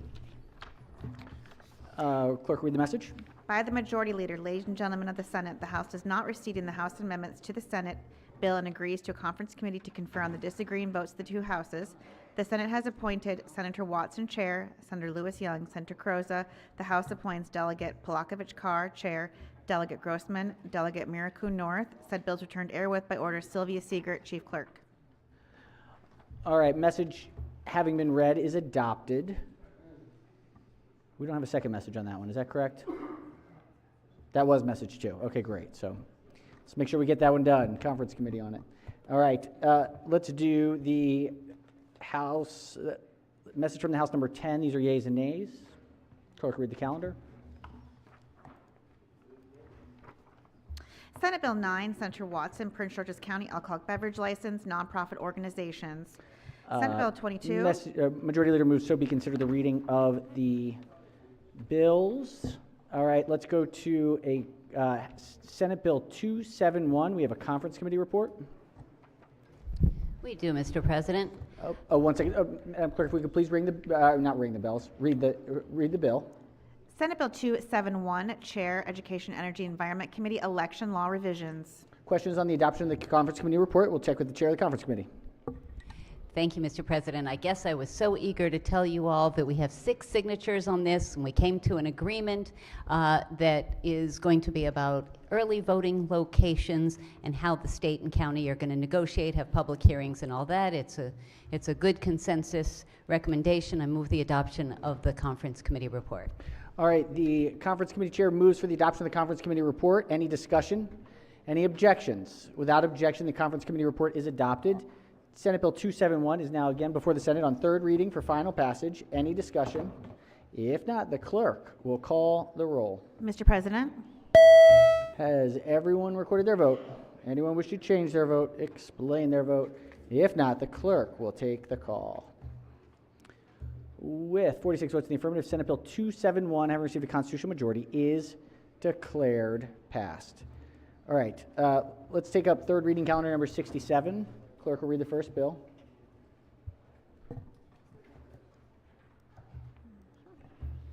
House Bill 353, Delegate Collison, Maryland Department of Health, 211 Maryland Oversight. House Bill 353 is on third reading for final passage. Any discussion? If not, clerk will call the roll. Yep. Mr. President. Oh, yes, I'm sorry. Yes. We do have a floor amendment. Senator has please. an amendment. That's why I needed to do this one. Yes, okay. Pages will collect and distribute the amendment.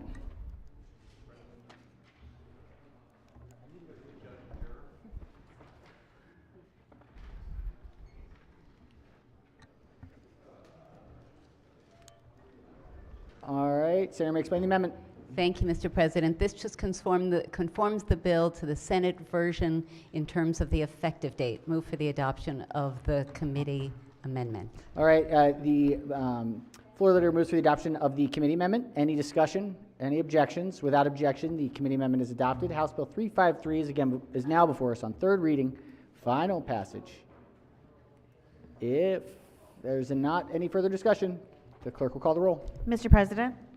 Has everyone recorded their vote? Anyone wish to change their vote, explain their vote? If not, the clerk will take the call. With 46 votes in the affirmative, House Bill 353 having received a constitutional majority is declared passed. Clerk will read the next bill. House Bill 594, Dorchester County Delegation, legal advertisement or legal notice in Dorchester County, publication in newspaper or newspaper in general circulation, digital newspapers. House Bill 594 is on third reading for final passage. Any discussion? If not, the clerk will call the roll. Mr. President, Has everyone recorded their vote? Anyone wish to change their vote, explain their vote? If not, the clerk will take the call. With 46 votes in the affirmative, House Bill 594 having received a constitutional majority is declared passed. Clerk, read the next bill. House Bill 838, Prince George's County Delegation, Prince George's County Family Child Care Home Expansion Grant Program Establishment. House Bill 838 is on third reading for final passage. Any discussion? If not, clerk will call the roll. Mr. President, Has everyone recorded their vote? Anyone wish to change their vote, explain their vote? If not, the clerk will take the call. With 46 votes in the affirmative, House Bill 838 having received a constitutional majority is declared passed. Clerk, read the next bill.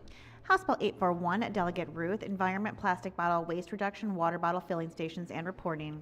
House Bill 841 is on third reading for final passage. Chair recognizes the minority whip has an amendment. Pages will collect and distribute the senator's amendment. Thank you, Mr. President. I have an amendment here. Well, wait for the pages. Go ahead. Go ahead. Well, we'll just hope it's right. Thank you, Mr. President. This bill deals with mandating that every new building constructed in the state of Maryland have a certain type of water fountain with a plastic water bottle fitting. I don't quite understand how these bills where they come from and why we're getting to this level of specificity in what we're mandating on new construction. I think companies that are building a building are quite capable of making these decisions on their own without the state mandating state law.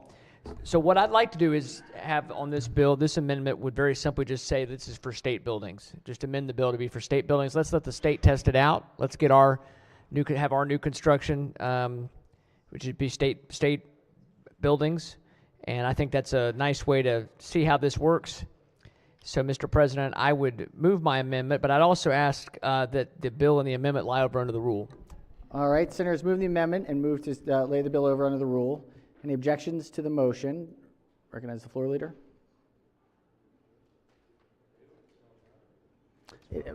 Why Moved would on we third need to reading? have it lie over under the rule? The senators offered an amendment. We haven't had an amendment on the bill. Oh, I thought we just got one.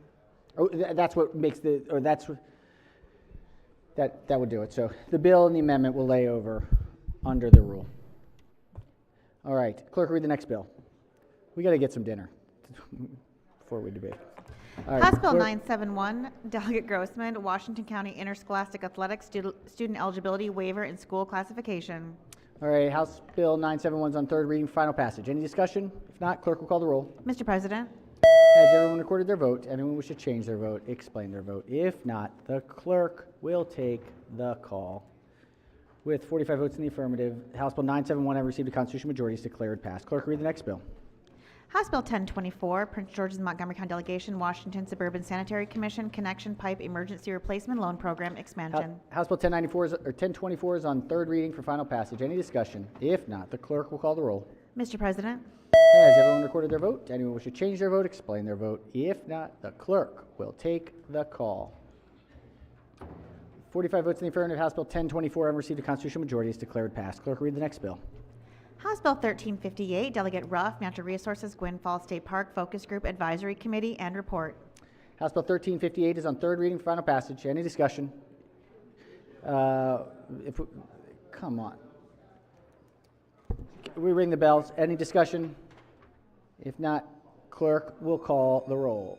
Mr. President, Has everyone recorded their vote? Anyone wish to change their vote, explain their vote? If not, the clerk will take the call. We got it. With 47 votes in the affirmative, House Bill 1358 having received a constitutional majority is declared passed. Clerk, read the next bill. House Bill 1492, Delegate Rogers, Education, Armed Services, Vocational Aptitude Battery, Student Information. House Bill 1492 is on third reading for final passage. Any discussion? If not, the clerk will call the roll. Mr. President, Has everyone recorded their vote? Anyone wish to change their vote, explain their vote? If not, the clerk will take the call. 47 votes in the affirmative, House Bill 1492 having received a constitutional majority is declared passed. We're going to stop there. We're going to pause. All right, still no capital budget. Senator from the 27th District. Yes, Mr. President, if I could be recorded in the green and HB 353. HB 353 in the green. Senator, please fill out the form. 353. Oh, Senator has it. If we could get a page to collect the form, please. Any objections? Without objection, so ordered.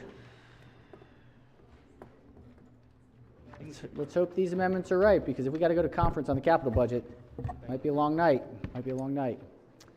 Thank you. I already did it. Thank you. All right.